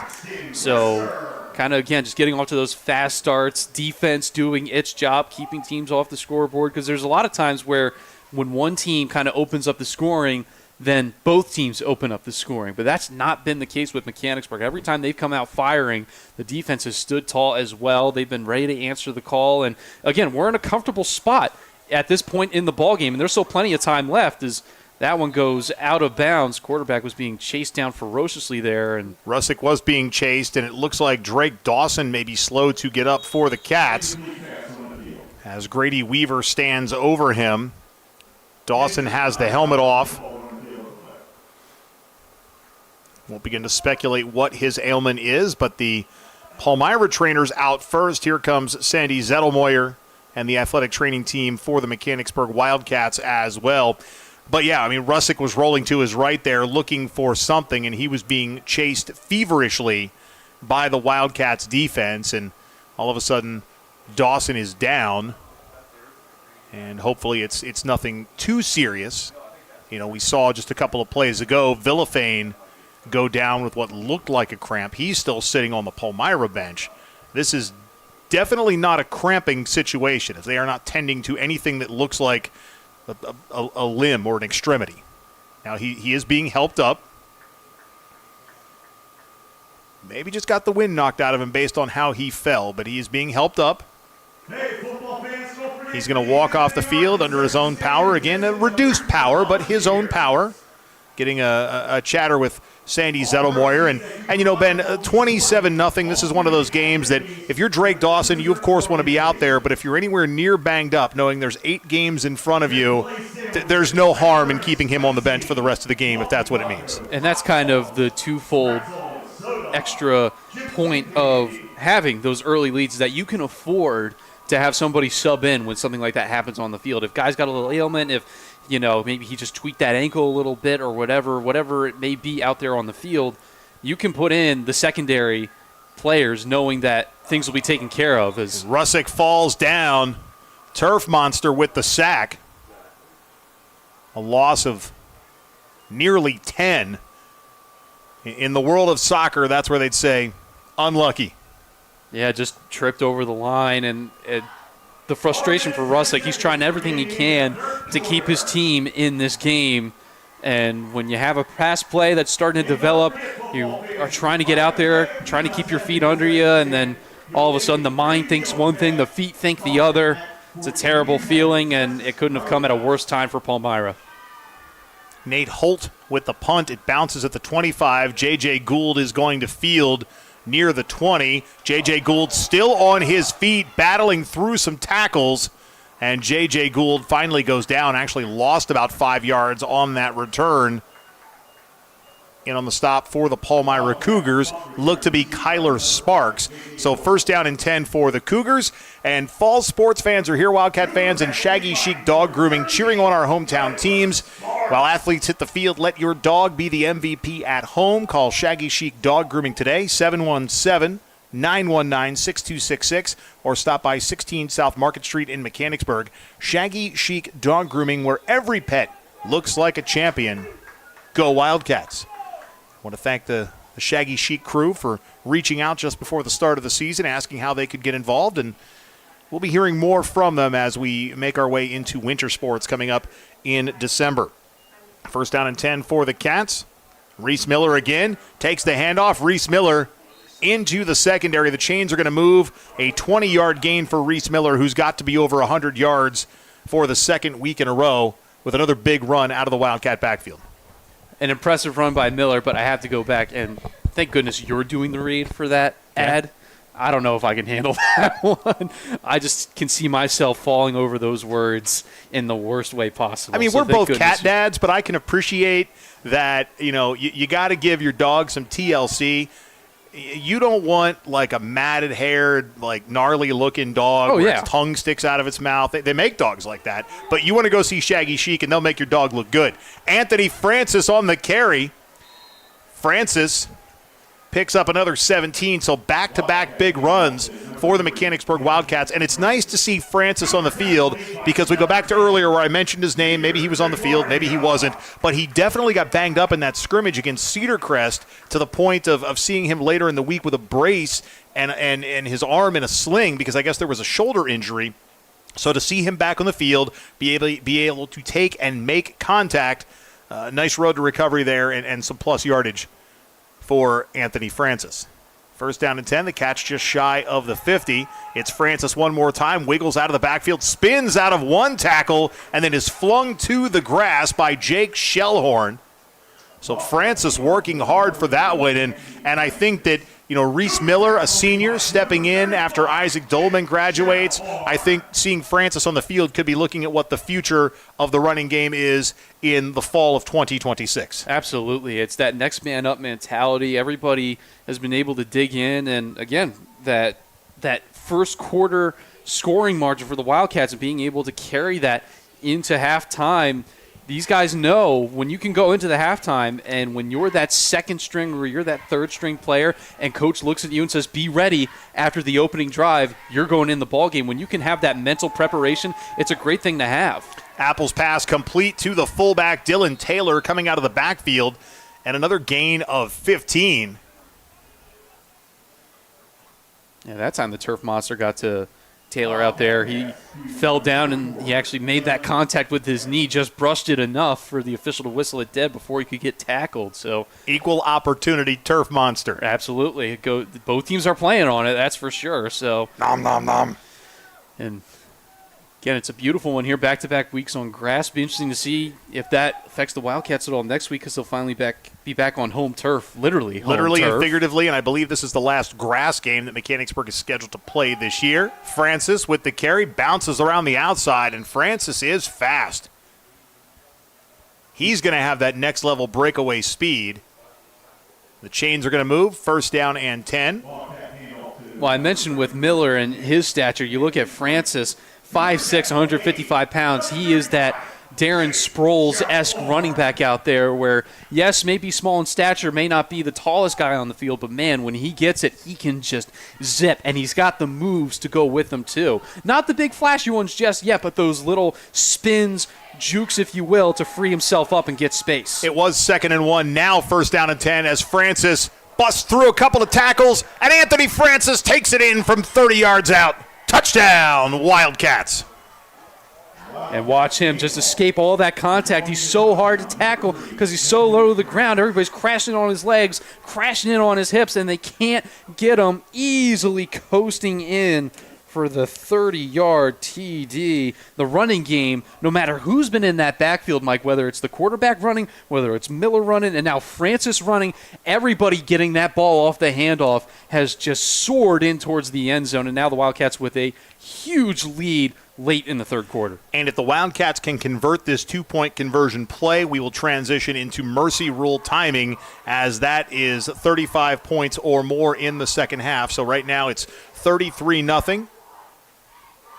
Apple looking left. Conversion complete. Jack DeLuca, and the Cats go up 35-0. We're going to take a break. Be right back after this, live on Go Mechanicsburg. Operation Wildcat is a nonprofit organization whose mission is to pool the resources in our community to help our school district students, families, and staff members in need. We'll take your new or gently used back-to-school items, bikes, books, clothing, dresses and suits, furniture, Halloween costumes, gifts for the holiday, Christmas tree decorations, pennies, socks, underwear, Thanksgiving food, toothbrushes and toothpaste, and yard sale items. Learn more at OperationWildcat.org and go Wildcats.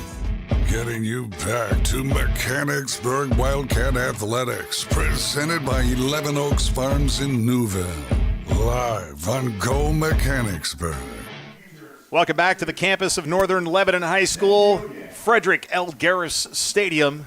Mike Garland, Ben Shad on a beautiful Saturday afternoon, the last Saturday in the month of August, Labor Day weekend, and we are 12 minutes and change from wrapping up week 2 of high school football season in District 3. Cats are on their way to a 2-0 record for the second time in as many years. They'll be 1-0 in Mid-Penn Keystone as Mikulich will kick off. High end-over-end kick fielded near the 20 on a hop. And on the return for Palmyra is Talon Speck. Looked like Talon Verdelli in on the tackle for the Cats. Might not have been Talon Verdelli. Don't think it was. Somebody in maroon and white made the tackle. I saw a 4. Let's say Darius Crawford George, whose name I said earlier today, and now that clock will run, so Palmyra may not even get a playoff here in this third quarter, and if they do, it'll just be 1 before you head to the final 12 minutes. Up next for Palmyra will be a road trip to Hershey. Rusick passes right, complete, incomplete. It was in the hands of Braxton Risser, and in the time that I saw the play and looked down to see who, the pass was incomplete. So that is the end of quarter number 3. We're going to take a break, come back in just a moment, live on Go Mechanicsburg. We are dedicated to serving our members, associates, and communities because they give us purpose. We know we are stronger when we come together as one. We believe financial literacy is a key tool for personal well-being, economic stability, and a more secure financial future for everyone. And we are committed to providing all with access to financial wellness resources. We strive to deliver unparalleled experiences for our members through every moment and milestone. We are built by will, forged by people, and powered by a proud member experience. Does your property need a little TLC? Call Lawnscapes Inc. of Mechanicsburg today at 717-697-1833 and see how Wes Moret and his team can transform or maintain your residential or commercial property. From hardscapes to yard services of all types, tree and shrub service and more, this locally owned and operated business has you covered. Call today for your free estimate. Lawnscapes Inc. at 717-697-1833. That's 717-697-1833. We're back to start the fourth quarter. It's a running play on 2nd down and 10, and a flag flies in as Travis McDaniel tries to evade the Wildcat defenders on the far side of the field. Coming away with the tackle, James Roth. Also coming out of the pile is Luke Ryder. And a hold against Palmyra. Now the clock has stopped here at the stadium, maybe because of the penalty, but as soon as that ball is started, it should restart. The Wildcat Foundation thanks all sponsors, donors, golfers, and community partners for helping support their 16th annual golf outing fundraiser held August 8th at the Carlisle Barracks. Thanks to the outstanding support of the district community and the leadership of event coordinator Jen Shockey, the event will raise more than $30,000 in support of the foundation's work. Next up will be the annual appeal this fall, followed by Wildcat Foundation Night on February 20th, 2026. Visit wildcatfoundation.org to learn more. Quick hitter complete to Talon Speck. Speck up the near sideline, gets back to the original line of scrimmage. 3rd down and 10. Xavier Longenberger with the tackle. So we mentioned up next for Palmyra will be a road trip to neighboring Hershey, heading into Derry Township for that game with the Trojans. Next week for the Cats, home opener against Mifflin County. As week 3 is right around the corner. You know, Ben, last week, Dave Harris and I talked about how it had been 280 days since the last time we had done a football broadcast, and all of a sudden, within the next 7 days, we'll be in week 3 of this year's season. Russick going deep down the near sideline. And DeGuardia's the attempt to DeGuardia is incomplete, but there's going to be pass interference called against the Wildcats. Yeah, that was the right idea to just kind of run blind into your receiver with your hands up, but again, was pretty obvious the contact was made before. Takes away a great play, so. Well, Dave Harris and I talk about this sometimes, and I don't know that high school kids think, but it's not a spot foul in high school like it is at the pro level. So if tackling the receiver is the difference between a 15-yard penalty and a touchdown, sometimes you just tackle the receiver. Yeah, and especially at this stage in the game, it's okay to take a penalty like that, but again, the timing of it all was just a little bit out of whack. Sometimes you see plays like that where when that defensive back or that safety is running with their hands up back to the ball, that it either bounces off or disrupts the play, or the receiver can't see because he's being screened. That time it's kind of the funny version of how it can go oh so wrong. A running play on 1st down and 10. Travis McDaniel gains 3, 2nd down and 7. Coming out of the pile for the Cats, Cody Offendor. And Cody is headed off the field as well. McDaniel again on the carry. He will move the chains with that run. And right now, Palmyra looking to maybe put some points on the board, but get out of here healthy. You're playing for pride. You're playing not to be shut out. Last week, they were victorious 30-0 over the Lebanon Cedars. Today, on the flip side of a similar result, McDaniel with another carry. Stopped near the line of scrimmage. The chains weren't exactly set, but I think the officials have an eye on where things need to be.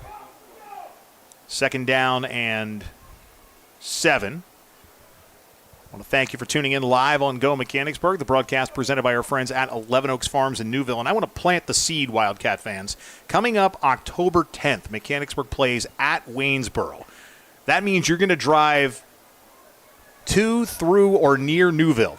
If you can make a point to head that way a little bit early, I encourage you to stop at 11 Oaks Farms and see what Mally Schuster and his crew have to offer. They have been a great support to us over the last couple of years, and hope you can stop in and do the same. That pass incomplete, intended for Talon Speck on the far side of the field, just a little bit high for Speck as the clock continues to run.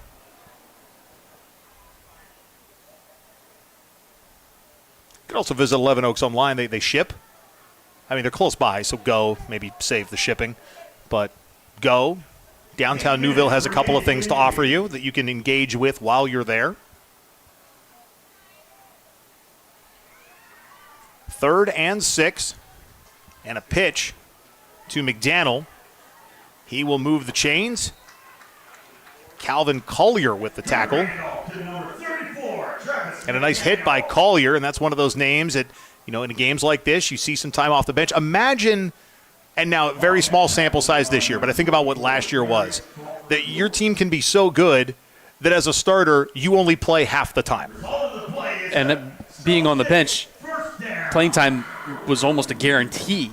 That's something that at any level, it's hard to come by. And when you can kind of keep that symbiotic relationship between starters and bench and third stringers, and that knowing that everybody's there to improve everybody, I think that was the big thing that not necessarily changed, but I think was emphasized when Coach Hecker took over last year for Mechanicsburg, was that the next man up mentality has been dialed up to 11, and the fact that you will get playing time as maybe a sophomore or a junior on any side of the ball. You will get that experience, but the guys who are ahead of you are not there to battle you. You're not there to put you down. They are there to help you and make sure that when they leave, when they graduate, that this football team is left in the best position possible to succeed. And we're starting to see the fruits of that labor, because for back-to-back weeks, we've seen second stringers come in a game that the starters came in, took control of, took care of, got their job done, and now guys who were sophomores last year all of a sudden are getting that playing time. So if Coach Hecker can keep that relationship going and keep that roster under control, that is going to be huge for the Wildcats going forward when we look long-term football program success. Eric Butts had the tackle on the previous play for the Cats. 3rd down and 4. Russick looking to pass right, tucks it, runs back left, now lobs near side, and the pass is incomplete. It was intended for Talon Speck, and there was some contact when the ball hit Speck's hands. Looked to be Darius Crawford George, and Speck got all kinds of twisted up. Almost looked to be a simultaneous catch, and Crawford George was just able to rip that ball out before the referees could call completed catch. Great job there by the young man to get his hands in there and just force it out, forcing 4th down. I was at that Northern Mifflin County game last night at the new Mifflin County Stadium, and there was a simultaneous catch play there. And it was amazing to watch the two kids continue to battle for the ball. Like, it felt like an eternity after the officials made the call, but they laid on that carpet at Mifflin County and just fought for a football. 4th and 3. McDaniel will pick up the first down. Now the Wildcat defense playing for that shutout with 4:58 remaining, as McDaniel will move the chains. And I don't know under what scenario you, the viewer at home, get to go to Mifflin County between now and when we go there next year. But if you have a chance, go. It's a beautiful facility. McDaniel with the handoff hit near the line of scrimmage. Daniel Kurtz leading the way. But a multi-million-dollar project, brand new facility in the shadows of the high school. Turf baseball field now. They have a live video board at Mifflin County. Beautiful turf field, bleachers, ample size, courtyard concessions, just amazing. McDaniel again, and McDaniel near the goal line. Darius Crawford George with the stop. And this was the thing last year. The Cats would jump out to these big leads. You get the 2s and the 3s in the second half playing against varsity 1s. And the varsity team that you're playing against ends up scoring a touchdown. So, you want the win. You want the shutout, but you want the win. And now with 3:50 to go, Palmyra about as close as they've been the entire game to putting points on the board, 1st and goal from the 4. McDaniel, the deep man with Roman Russick. And McDaniel will walk into the end zone for the first touchdown of the day for the Palmyra Cougars. And that was well earned for Palmyra, going right down the field, converting play after play. Fundamental sound football leads to their first score of the day. Play till you have zeros on the board, and that time McDaniel, probably a lot of frustration in a lot of those runs that helped fuel him into the end zone. For the Cougars, it's been a tough day. There were a lot of big plays that, whether it was a call one way, whether it was an incomplete catch the other, that just wasn't going right for them. So to at least come away with something, say that you managed to put 7 on Mechanicsburg, even in the late stages, it's a positive that this team can take away and work on going forward. Brendan Kraut's extra point is up and good. We're going to take a quick 30-second break. Back after this, live on Go Mechanicsburg.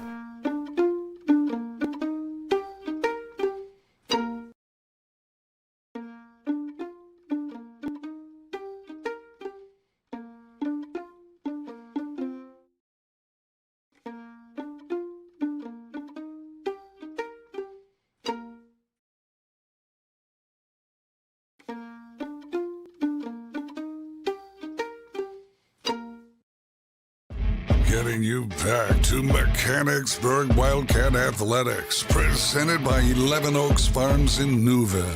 Live on Go Mechanicsburg.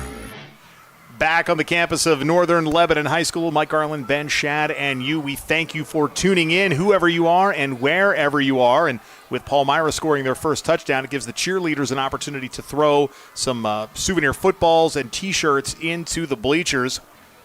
I want to remind you, fans, that Wildcat Athletics would like to thank the Mechanicsburg Recreation Department for their continued support of our web streams. With the Recreation Department in Mechanicsburg, you can immerse yourself in a world of excitement and discovery, from creative crafts, dance, to fitness opportunities and family fun. They offer something for everyone. Don't miss out on fantastic experiences that inspire, enrich, and more. The onside kick is ultimately fielded by Drake Dawson after it bounces off a face mask of one of the frontline Wildcat defenders.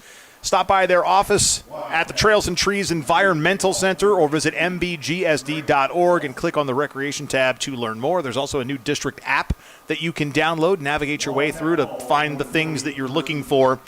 But a great roster of local and regionally local partners help power these broadcasts each and every week. And I talked about it a little bit with 11 Oaks Farms, but every partner message that you saw today, they're local. They're within our community, and I encourage you to go out and support them in the same ways that they support us. New quarterback on the field for the Wildcats. Could be Brock Metz. That's going to be a flag. Actually, new quarterback is Luke Ryder, as if we didn't have enough experience last year saying Ryder in the gun. Encroachment is going to be the call against Palmyra. So Luke Ryder gets a free 5. Donnie Despinis was the backup quarterback last week. Ryder in the gun.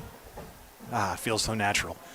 Handoff to Brock Metz, who stumbles over his own feet and gains 1, maybe 2 on the play. So as we wind down the broadcast, stick around for our quick little post-game show. We'll recognize our 11 Oaks Farms player of the game. And then I would love to know if anybody is at Beaver Stadium right now tailgating, watching us. I want to believe there's at least one person watching this game in the parking lot at Beaver Stadium in advance of the game today against Nevada. Metz takes the handoff. No, he doesn't. Ryder keeps. A gain of 3, 3rd down and 1. Oh, Mike, you forget. Your cell phones automatically don't work when you're in State College on a game day. No, is that it? It's impossible. Okay. Heck, I have family friends up in State College. They try to get a satellite working from their car off a gas generator to try and get the TV working because the internet signal is just that unreliable. Now, granted, they've been trying to put stuff in there, but no, I don't think nobody's getting any internet out there. Okay. As long as that gas generator is not in energy saver mode, they'll be okay. Closing in on a minute to go here in the fourth quarter. Metz will pick up the first down. Mechanicsburg can run maybe one more play or simply take a knee. I know you're gonna cut out of here. You're gonna head home and watch that Penn State game with some friends and family. Hopefully Penn State does what everybody thinks they're gonna do, which should be steamroll the Nevada. Are they the Wolfpack? I believe so, yes. I think that's what they call them. Let's check in on that other game that maybe had some importance that kicked off at 12 o'clock and see if I can get my cell phone to refresh before the game is over. That's not happening.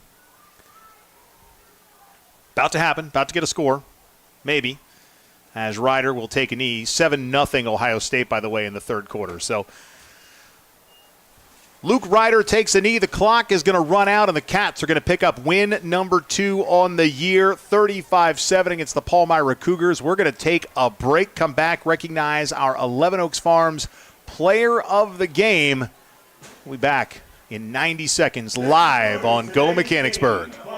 Locally owned and operated, 11 Oaks Farms raises Wagyu beef and heritage breed pork right here in Newville, Pennsylvania. Our low-stress practices and carefully designed diets produce some of the finest meats you will ever experience. We also offer a selection of quality Angus beef, pork, chicken, seasonings, sauces, pantry items, and much more. Shop online at 11oaksfarms.com. Visit us in-store at 34 North Corporation Street in Newville or call 717-360-8249. Hey there, Wildcat fans. It's Mike Garland, voice of Wildcat Athletics. And that map you're looking at and those little blue pins, they represent the central Pennsylvania locations of our broadcast partners. From our presenting sponsor, 11 Oaks Farms, to the south and west in Newville, to one of our newest partners, Shaggy Chic Dog Grooming on South Market Street in Mechanicsburg, and everywhere in between, these are community-oriented businesses and their dollars are supporting Wildcat Athletics. So in turn, fans, I ask you to support them. Pick up the phone and price their services. Shop in their store locations. Tell them you heard about it during a broadcast of Wildcat Athletics. Go to mbgsd.org or download the new district app and navigate to the Athletics tab to learn more about each one of these great central Pennsylvania businesses. We thank them for their support and encourage you to support them as well. Getting you back to Mechanicsburg Wildcat Athletics, presented by 11 Oaks Farms in Newville. Live on Go Mechanicsburg. Back in the Members First Federal Credit Union broadcast booth on the campus of Northern Lebanon High School. Mike Garland, Ben Shad. Thank you for tuning in as the Wildcats come together for some parting words on the back end of their Week 2 win over the Palmyra Cougars.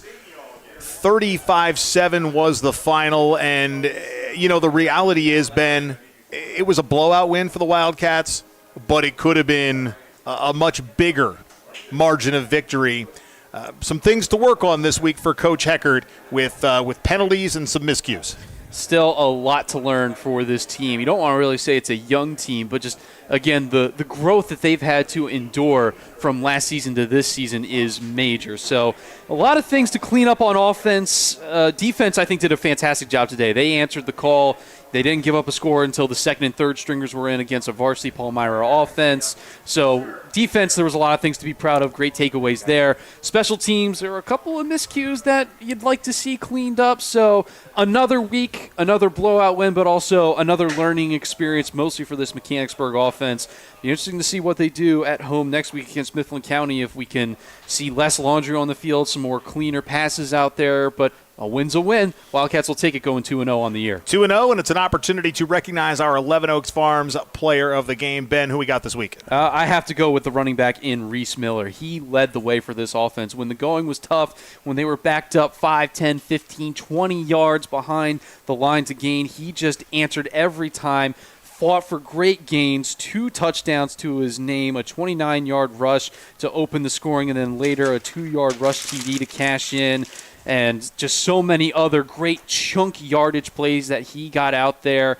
He has really taken off. I don't think a lot of the media and the press had his name on their radar early on this season in the previews, but I say right now I'm going to stake my flag in it. Take note of the young man, Reese Miller, because he very well could lead the Wildcats to great things if he can continue this blistering pace he started out through 2 weeks of this season. Congratulations to Reese Miller. Congratulations to the Mechanicsburg Wildcats, as Reese Miller getting some talk time with a reporter from Penn Live that's here at the game. We're going to wrap it up. One more time, your final: Mechanicsburg 35, Palmyra 7. We will talk to you Tuesday. Ben Shad has field hockey coverage at Memorial Park, and then Dave Harris will rejoin me on Friday for the home opener against the Mifflin County Huskies. Come on out early, check out the marching band, and immerse yourself in all things Mechanicsburg less than 1 week from today. Go Wildcats, go Penn State.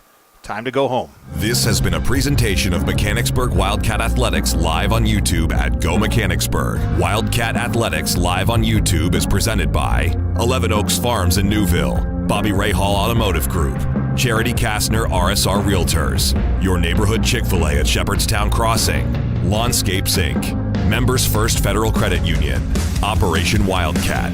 OSS Health, now with 2 locations on the West Shore. Mechanicsburg Area Recreation Department. RBC Wealth Management and the Turnbridge Group.